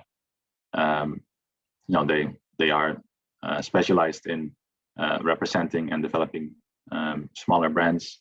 They usually sell to supermarkets, so they have a bit of a better role. So even though their revenue is much smaller, they might actually end up being better for you because they can give you a lot more care, a lot of more attention for your product. And you'll get a lot more man hours on your products as opposed to maybe general trading companies who look at your product. Maybe they will include it into their lineup, but they will never sell it. So that's a little bit of a consideration. So if you are being approached by one of these two companies, or if you are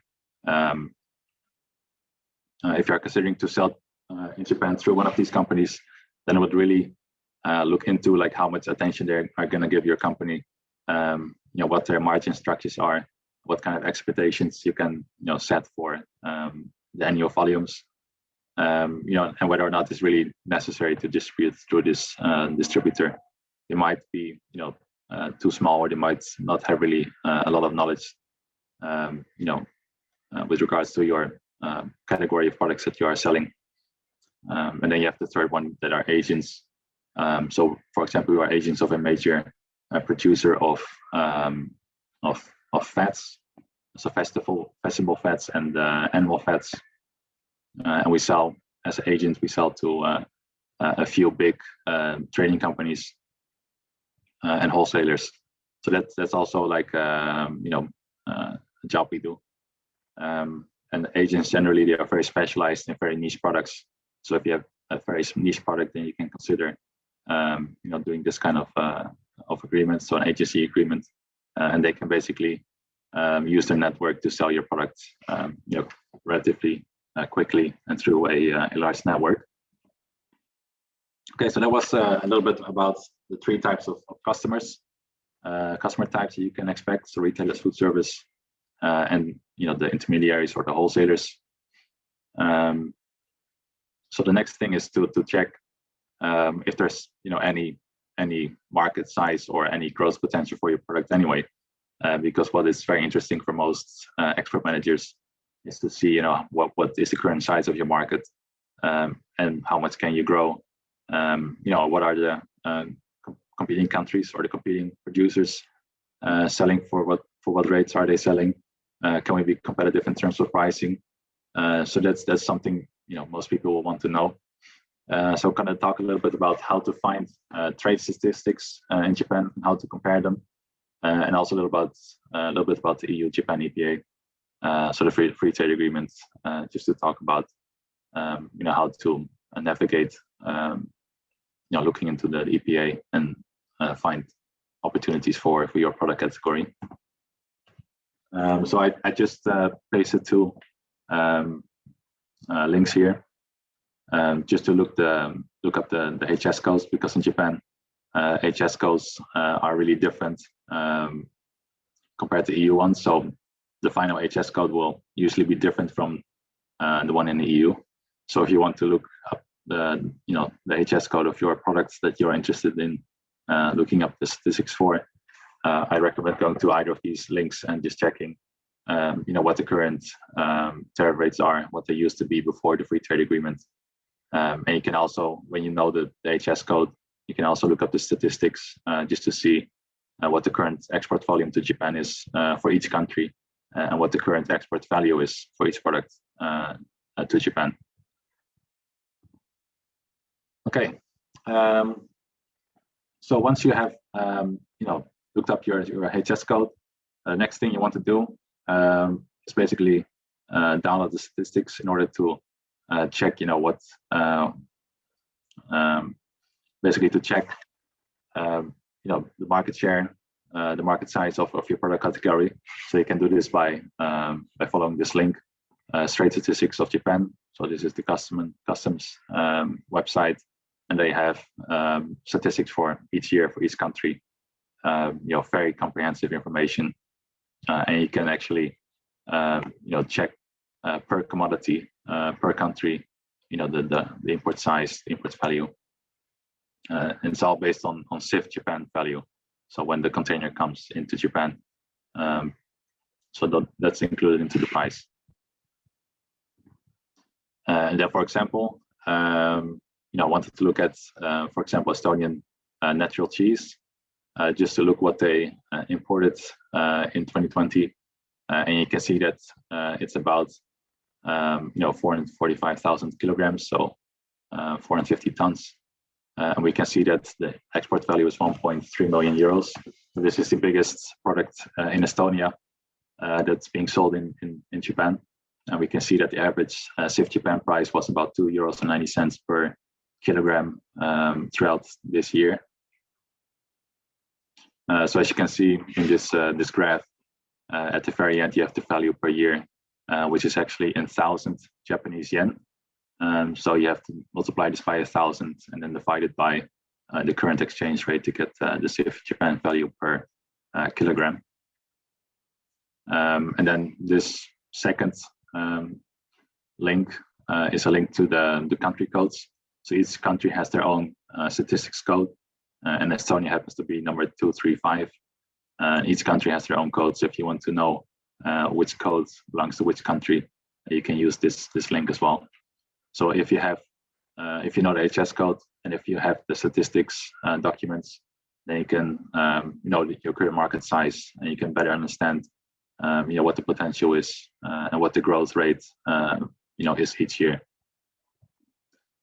Okay, and then the last thing, the EU-Japan EPA is very beneficial to many food producers, and it kind of saddens me that a lot of producers have no clue that this EPA exists in the first place, or even if they know that it exists, they don't know how it is relevant to their products if they want to export to Japan.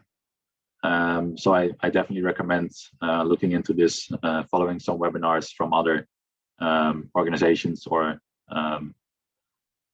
basically doing some research on it.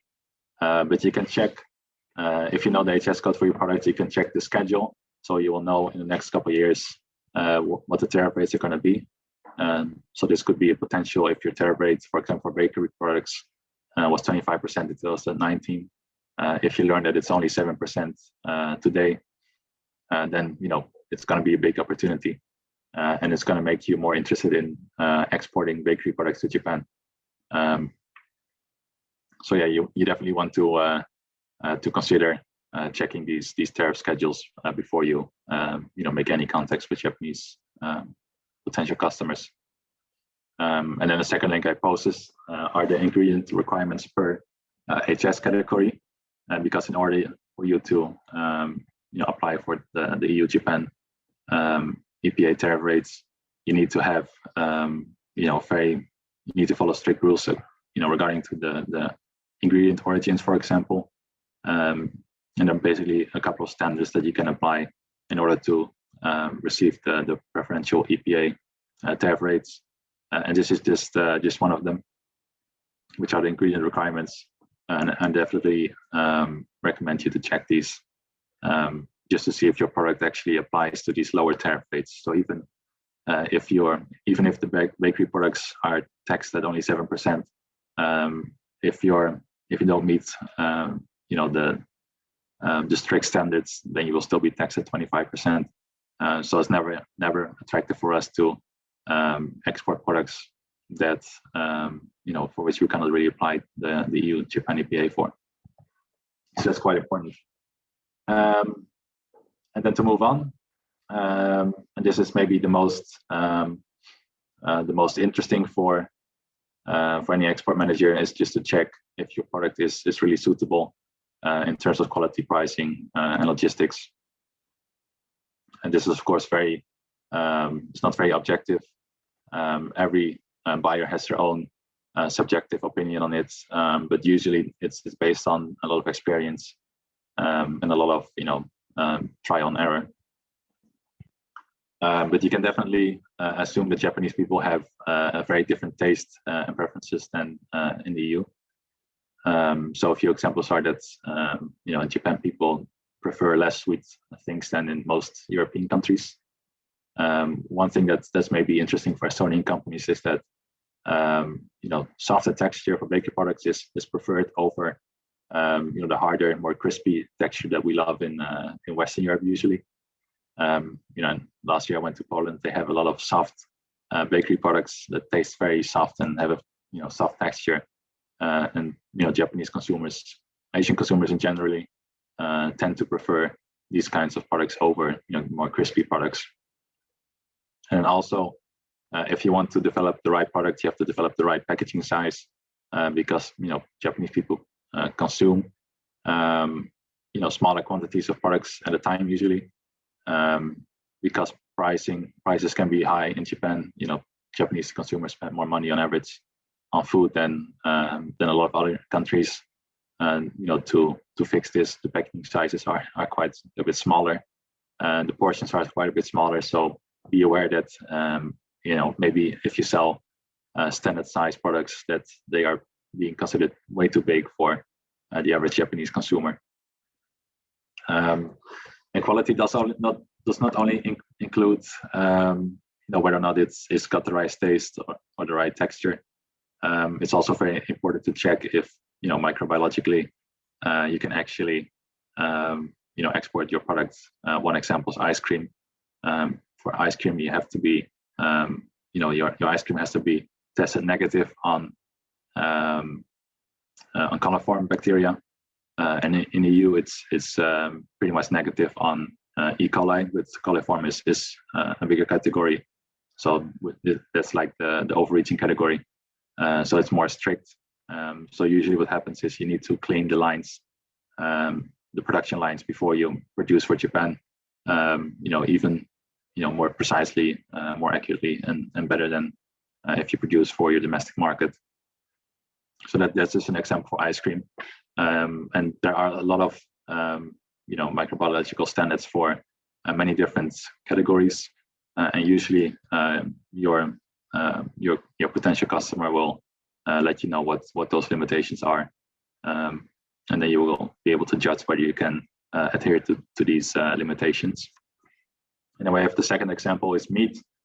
In Japan, if you want to import meat, you have to have import or at least export approval from your home country's veterinary office. So if you are a producer of meat products and you want to export to Japan, please be aware that you need to have you need to ask your country's veterinary office to ask if you can be registered to export to Japan. And I saw that, for example, for pork, there are no registered exporters to Japan. I might be wrong in this, but I haven't seen them very quickly. So if you want to export meat, you need to have the export permission from the Estonian veterinary office. So I would recommend contacting them. And then thirdly, you have shelf life requirements, which are very strict as well. It takes maybe 2 months before the products are on the shelf if you send by container. So if you export by container, you have the production, then it needs to be trucked to the harbor, and it takes maybe 6 weeks before it reaches the Japanese harbor. Then it takes at least 2 weeks before the products are on the shelves, because you also need to import the product and have it go through customs and everything.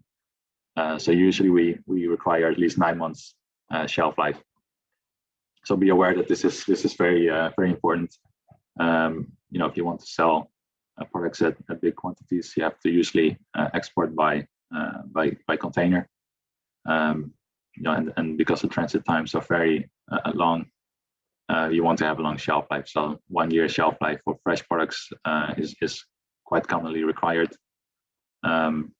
Frozen products the same, of course, but it's easier. And ambient products also.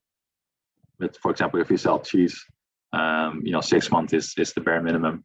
9 or 12 months is basically what most retailers require. And then the quality requirements, if you are subject to receiving any claims, which is not uncommon, please fix it. Please do everything to avoid this in the future. Because if you make many mistakes and if there are product recalls, then you hurt not only your own company's image on the Japanese market, but you also hurt the customer's brand image. So improving your product continuously, even after you sell the first products, is very important. And any input from your customer should be taken seriously, because it will probably lead to increased or decreased revenue in the long term. So as I talked a little bit before, pricing requirements are also very important. And if you are 30% lower in price compared to domestically produced products, then usually you have a very good case to become supplier of maybe a private label product or your own brand, which would be seen as value for money kind of product. So these are usually the products that are sold in the biggest quantities to Japan. So for example, in Japan, the milk price is about 3 times higher than in the EU. So a lot of natural cheese gets exported to Japan, and even with almost 30% tariff rates, you will see that even though with 30% tariff rates and a lot of distribution costs, European cheese is still quite a bit cheaper than Japanese alternatives.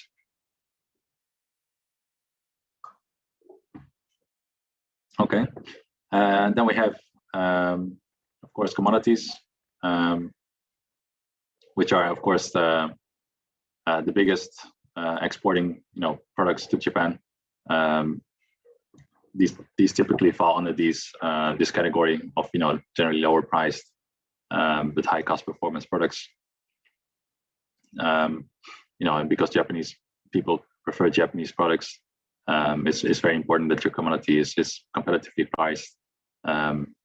So yeah, and this is basically all pushed by the low self-sufficiency in Japan. So this is a big reason why these products are very this market is very big in the first place, because Japanese agriculture, Japanese food production is not the most efficient. So there are a lot of opportunities for low cost products, but because Japan is one of the biggest markets, and because they have such big networks, especially the wholesalers, it's very difficult to get into the market. Okay, then we have the product category of basically the premium products, and if you have a product that you can really convince consumers is high in value, high in quality, and it's much better than the Japanese alternative, or something that they basically don't even have in Japan, then you should consider tapping into this category. But it is relatively niche for most products, except when it comes to a few products like wine, for example. So French wine, of course, the Japanese wine imports value is about 700 million euros per year. French wine is one of the biggest contributors to this big volume. So even though French wine is quite expensive and seen as premium, it's still very suitable for the mass market. So just one example, on the left we have Spanish wine, so cheap wine for 350 Japanese yen, so about maybe €2.90, which is very cheap in Japan. And then on the right we have a French wine, which is sold in the same supermarket for about 17 euros. So that's a big price difference. Both are imported products, but they serve different kinds of consumer profiles. So it's very important to know if your Estonian product belongs to the left category or to the right category. Just an example for products that we sell. On the left you have the market leader Kraft. The market leader in most cheeses. It's actually Kraft is made in Japan, actually, by a Japanese company. And for example, this cheese powder is 400 Japanese yen for 80 grams. So that's about 17 euros per kilogram, which is quite expensive. About 40 euros per kilogram. And our product is about 17 euros per kilogram. So we sell this product on the right. We sell it to about, at the moment, about 1,200 stores. So we sell this product to a supermarket, buying cooperative. We started selling this product last year, so it's 400 Japanese yen for this product, and it's 200 grams. So it's basically the same price as the Kraft product, but it's 120 grams more in terms of product weight. So that's quite a logical choice to add this kind of product because it's just a lot cheaper than the national brand. Just another piece of advice I can give you is please be aware of your logistics. A lot of potential suppliers, especially, they do not have too much experience with exports, have no clue how important your distribution or your container loading is to establishing the final price. So if a lot of times we get palletizations for maybe 1.50 meter, pallet loading, even though we can load up to 2 meters 40 in 40-foot containers. So it's very important to know that you should really optimize your palletization, optimize your logistics, even if you just supply X Works or maybe VOB, because ultimately the final price, the final consumer price, or the final price of your commodity really depends on the container loading. So I really recommend to, before you offer any products, double check if your container loading is optimal. And as you can see in this graph, container rates have just skyrocketed since last year, since maybe 2020, 2019, and of course reefer prices are also much higher than in the past, and availability is also quite low. So a lot of times you do pay a lot more than we used to.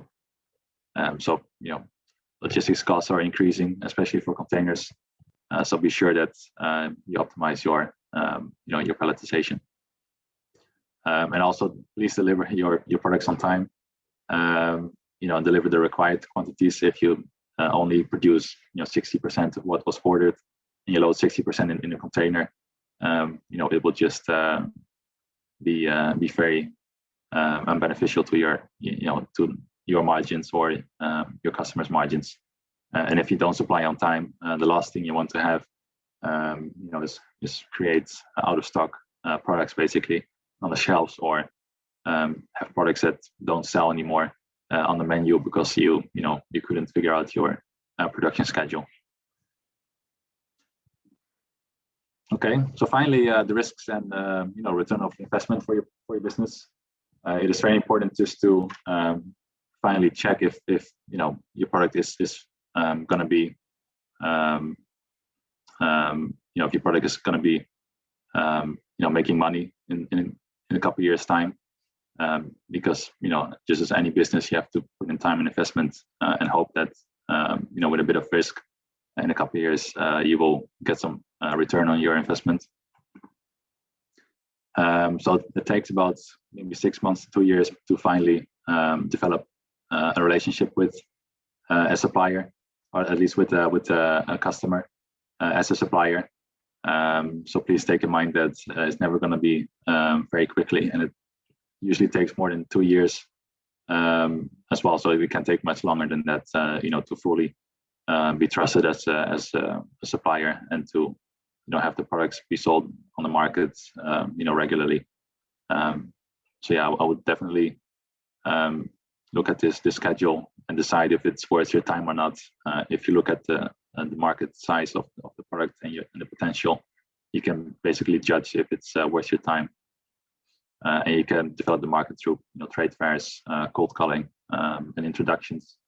Introductions are usually through embassies or local organizations that you have a network with, and they can maybe introduce you to these customers that I mentioned before. Cold calling, I only advise if you know Japanese to do it, because most customers they won't speak English, or they're not interested in importing directly anyway. And trade fairs, it's become more difficult since Corona to attend these, and usually it's a hit or miss, because you never know who's going to come. So you might be lucky and have great leads, but if there's one trade fair you do per year, then basically whole business development depends on it. So that's quite difficult. That's the biggest hurdle to entering the Japanese market. Just the availability of contacting potential customers is very difficult. And when you introduce your product, Japanese people love company brochures, product brochures, just to check how big of a producer you are, who you are selling to already, so they can choose the products that are interesting to them. So if you have any brochures, it's very good. Maybe translate them even into Japanese. And if you have specifications, you always need to share those, as well as production flow charts, because based on those, you can actually ask the customers to check the HS code, and depending on the HS code, the final tariff rate will change. Then initial quality and risks, you have to very carefully map the quality issues that might be at play. And usually if you export long distances, these quality issues that you know of might be getting even bigger. So there's a lot of weighing your risks against your potential profits, before you should approach any potential customers. So if you have a very niche item and you think it's going to take a long time to break even, maybe the Japanese market is not the best step for you to grow initially, because it's going to take such a long time. Maybe the return on investment is barely worth it. And before you sell any products, please be aware that you have to make many recipe adjustments. So please be flexible on this, because most potential customers, they will always ask for just some slight adjustments usually, or major adjustments, just depending on what they think is suitable for the market. And as soon as you make these adjustments and everyone is happy, then it also means that you have developed the right products, even though it takes a long time. If the input from the buyers is correct, then it's probably also going to be a product that sells for a very long time. And in Japan, actually, the amount of products that get discontinued after trials is the rate of that is lower than in other countries. So Japanese organizations usually do their due diligence phase a lot better than European retailers and food service companies. Okay, so last thing is trial orders. If you are going to sell to a customer, never expect that you are able to do 10 containers a year, 50 containers a year, just like that. You first want to start with a trial so they can measure the risk, measure the market potential, measure what kind of margins they can have for your product. So I would really recommend minimizing your MOQs, minimizing your packaging runs and everything, because the first trial is going to be relatively low compared to the annual volume expectations. So even though your customer might say, no, we might be able to do 1 million products per year, they first want to start with maybe 20,000 products just to check with a few points of sales of theirs. So they first want to do a small trial and then basically gather statistics, and based on that decide if they want to adopt your product as a full listing. So you can develop the market basically ad hoc. So someone approaches you and you decide to work with them. So basically you don't give the market any attention, but just because someone approached you, you meet their requests. Then secondly, you can do it exploratory. So you can do a little bit of research, get in touch with a few people, just checking what opportunities are. And if you really are convinced that Japan is the market for you or for your product, then you can do it proactively. So it can take a big portion of your time just developing this market. And if you want to develop this market, be aware that in Japanese organizations there are a lot of different organizational structures. So if you are gonna have any connection within a wholesaler or retailer or supermarket or restaurant chain, please check what kind of role your manager has, what kind of decision-making power they have. Please be aware that even though you have a contact at a company, the final process is never made by a single person, but it's always made based on a consensus. So you usually have to sell your product not only to the buyer but also to the to the QA managers, to the buyers managers, to a lot of different people within the company, even though you might only have one contact person, because decisions are made on a group basis. So please give your contact person as much information as you can, and they will decide what kind of information to share with their group. And just lastly, as a slide, I just included the final timeline of the product that we are recently developing for this year. So we started with product development approval in March. We're now in May, and we expect to sell this product in December this year. And it's actually it's whipped cream in a spray can, so it's totally in at least Western Europe, it's a very known product. It's a very useful product. But it's in Japan, it's only being exported by 3 companies at the moment, and it's sold for €4 per item, which is very expensive. Now product is going to be sold for €2, and it's basically thanks to the EU-Japan EPA that we can sell these products for such low prices relatively. But these are kind of like the timelines you can expect, and this is just from the product approval stage. So before you get product approval, it can still take half a year, just to get the development approval. So we had to, we started maybe 2020 around July with sending the first samples, and then we had to make a lot of recipe changes, and then finally in 2021 March we had the final product approval. So we expect to still sell this product from October 2021, maybe October, maybe November. So you can use this kind of layout just to to confirm with your potential customers when they want to sell the product. Because if you sell maybe some very seasonal items, you want to have the right timing basically.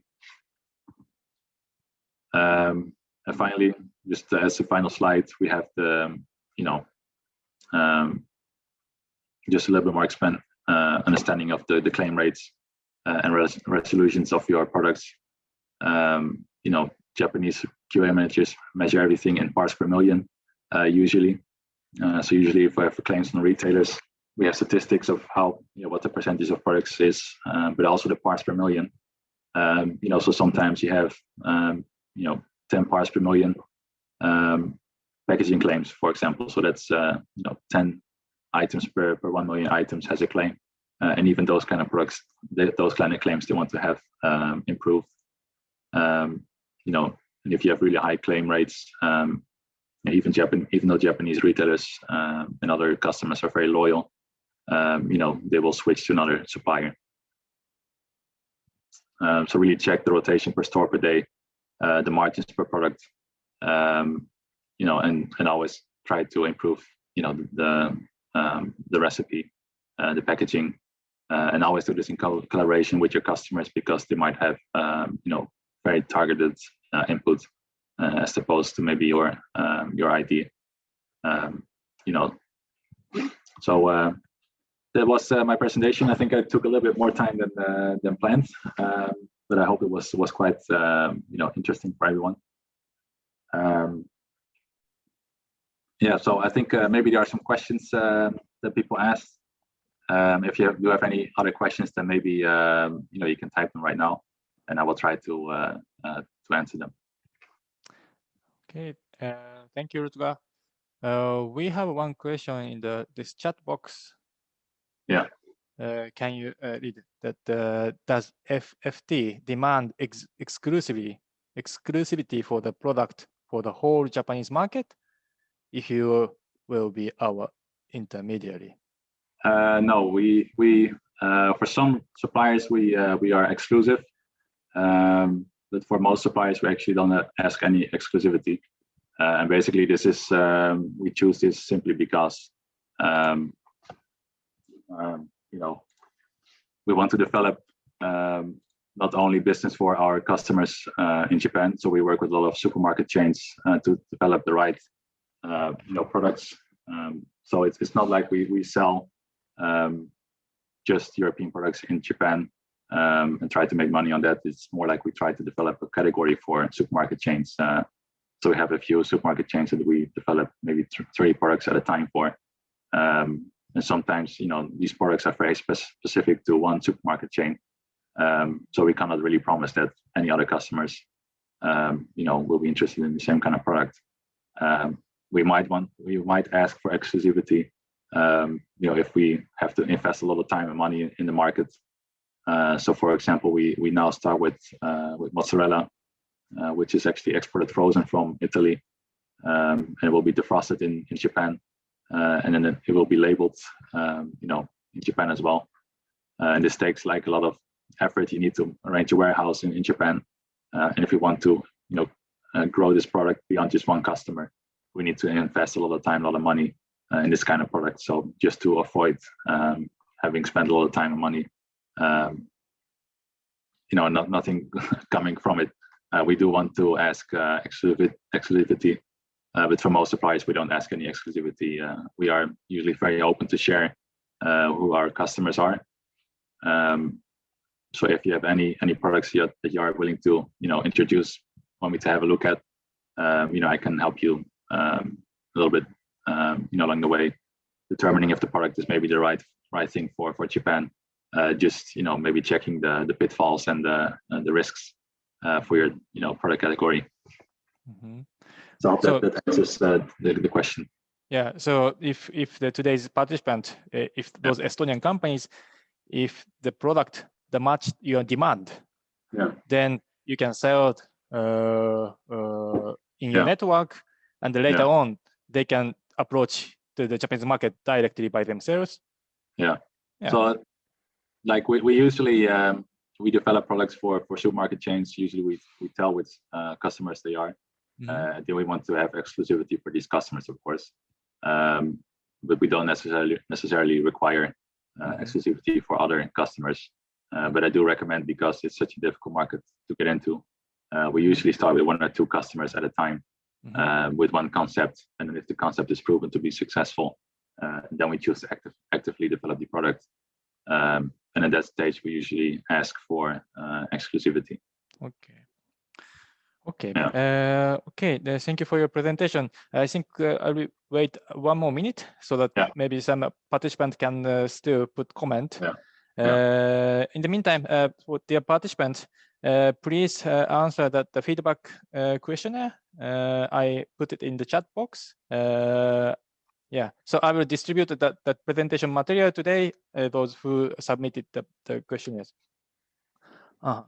Okay, so there's one more question. Do you have an experience if the product is accepted in Chinese market? Is it easier to enter the Japanese market? No. Japan and China are not big friends, and each market has a very different set of rules, set of requirements, and we do actually work with the Chinese market as well. Not me, but a lot of colleagues, and the types of products that we develop for the Chinese markets, or maybe Hong Kong, Taiwan, are totally different from Japan. And I would say if you already sell in Taiwan, it's quite relevant, because Taiwan, it's very much like the Japanese market in many ways. Taiwanese consumers, they love Japanese products. They have a lot more influence from Japan. But in China, people, the whole retail and food service categories are totally different from Japan. It's totally at a different stages of development, and there are totally different requirements. So I would compare the Chinese market, for example, to if you already sell to the United States, could you also sell to Brazil? Because they're both from the Americas, but they are basically just as different as China and Japan. So I don't think it's a big unique selling point. And I wouldn't really say to my customers we already sell to China, so maybe we can also sell to Japan. It's a little bit culturally sensitive. I have heard also from one trade organizer in Japan that if you sell in Japan, then it's easy to sell in China. For example, like if you go to the Chinese trade show, some companies show that they have a customer in Japan. So it shows that their quality meet the requirement from the Japanese the company. So it's easier to sell in China. That's what I heard. No, that could be very true. But then again, in China, the requirements, consumer profiles are totally different from Japan. So it does mean that you're basically, if you sell to Japan, you can probably sell anywhere in terms of quality, because Japanese quality requirements are basically the strictest in the entire world for a lot of categories, especially when it comes to food. So it does show that you are very dedicated to quality. So that's very important to share. But the other way around, Chinese quality standards, some factories in China, I heard from Japanese customers, are much better than Japanese factories, for example. So a lot of factories these days in China are very well developed, are very clean, very they meet basically every global standard. But the reality is that a lot of factories are not at the same level as Japanese factories. So I wouldn't really compare these two markets too easily. Okay. Actually, I have a question from my side. So you speak Japanese, right? Yes. And then you still do the cold calling. Yes. Then when you do cold calling, is it efficient? You have to cold call. It's not very efficient, I have to say, because you have to wake up at maybe 5 a.m. and then have a list of potential customers that you want to cold call. Yeah. Okay. Basically, one of our customers is Aeon. They have about at least 20 subsidiaries, I think. So first you have to figure out who to call, and then what kind of department to call, and then first you have to call with the representative, and then they will refer you to hopefully the right contact person, and then you have to ask if you can visit. So usually I combine cold calling with visits a month after that. Yeah. So you always have to show your face in Japan. Face-to-face contact is very important. So that's why during the Corona, if you already have customers, you're very lucky. If you don't have any customers yet or potential customers, it's very difficult right now to enter the market. Okay. So when you do cold calling, it's like when you plan to go to Japan and then you can visit and meet them in person. Yeah. That's the point. Yeah. So it's only the point to make an appointment. It's not the point to sell your product. Yeah. Okay. So it's kind of pointless that if you are in at the moment in Estonia, you don't have customer in Japan, try to make a cold call to sell. Yeah. No, I would definitely not. Maybe for wholesalers, if they speak English. Yeah. But definitely not to retailers or restaurant chains, because especially restaurant chains, they are having quite a lot of trouble right now. Yeah. Even with their current suppliers. So retailers is they are very secretive, and a lot of retailers, they don't want to deal with 1,000 different suppliers. Yeah.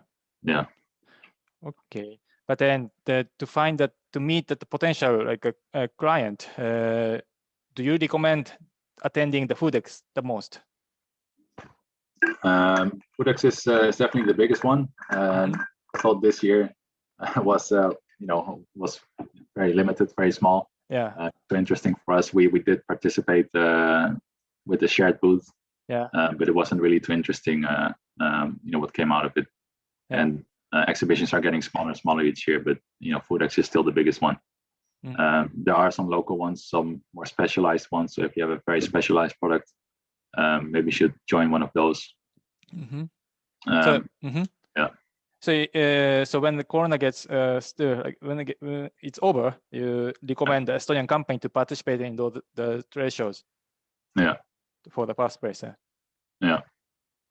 Yeah. So Foodex is quite recommended, but I usually do not really organize these because it's quite a lot of money.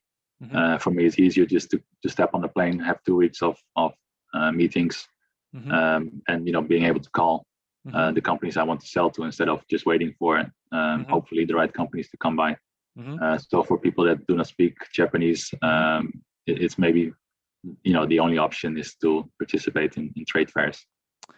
Okay, thank you very much.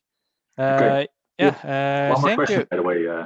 Any suppliers making prepayment easily? They do, because they usually have to, because there's a low amount of trust usually.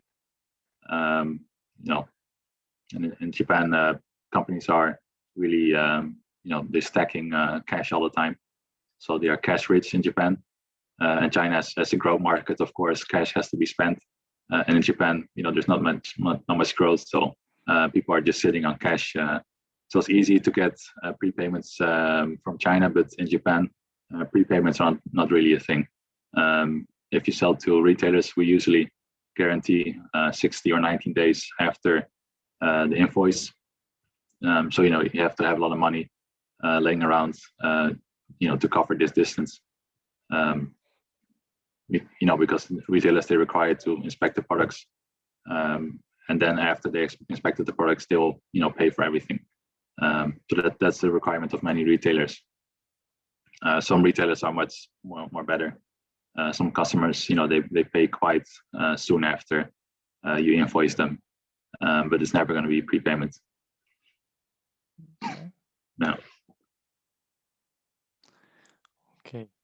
So dear participants, I just would like to inform you all that the ES is now planning to participate in the Foodex next year. Let's hope that this Corona pandemic will be over or much easier by the time. Yeah. So for the Estonian companies, please keep contacting us regarding this Foodex participation. I think we are planning to release the information in this summer. Yep. And okay, thank you again, Rutger, and then Sander, you're still there. Thanks so much. Hi, then thank you for today's the presentations. We really happy to see both of you today. And then, yeah, for the participants, if you have any question, please contact us. Then, yeah, so let's have a today's it's sunny day in Estonia. It's 20 degrees outside, so take a walk outside. Yeah, so thank you so much. Okay, bye. Okay, bye bye.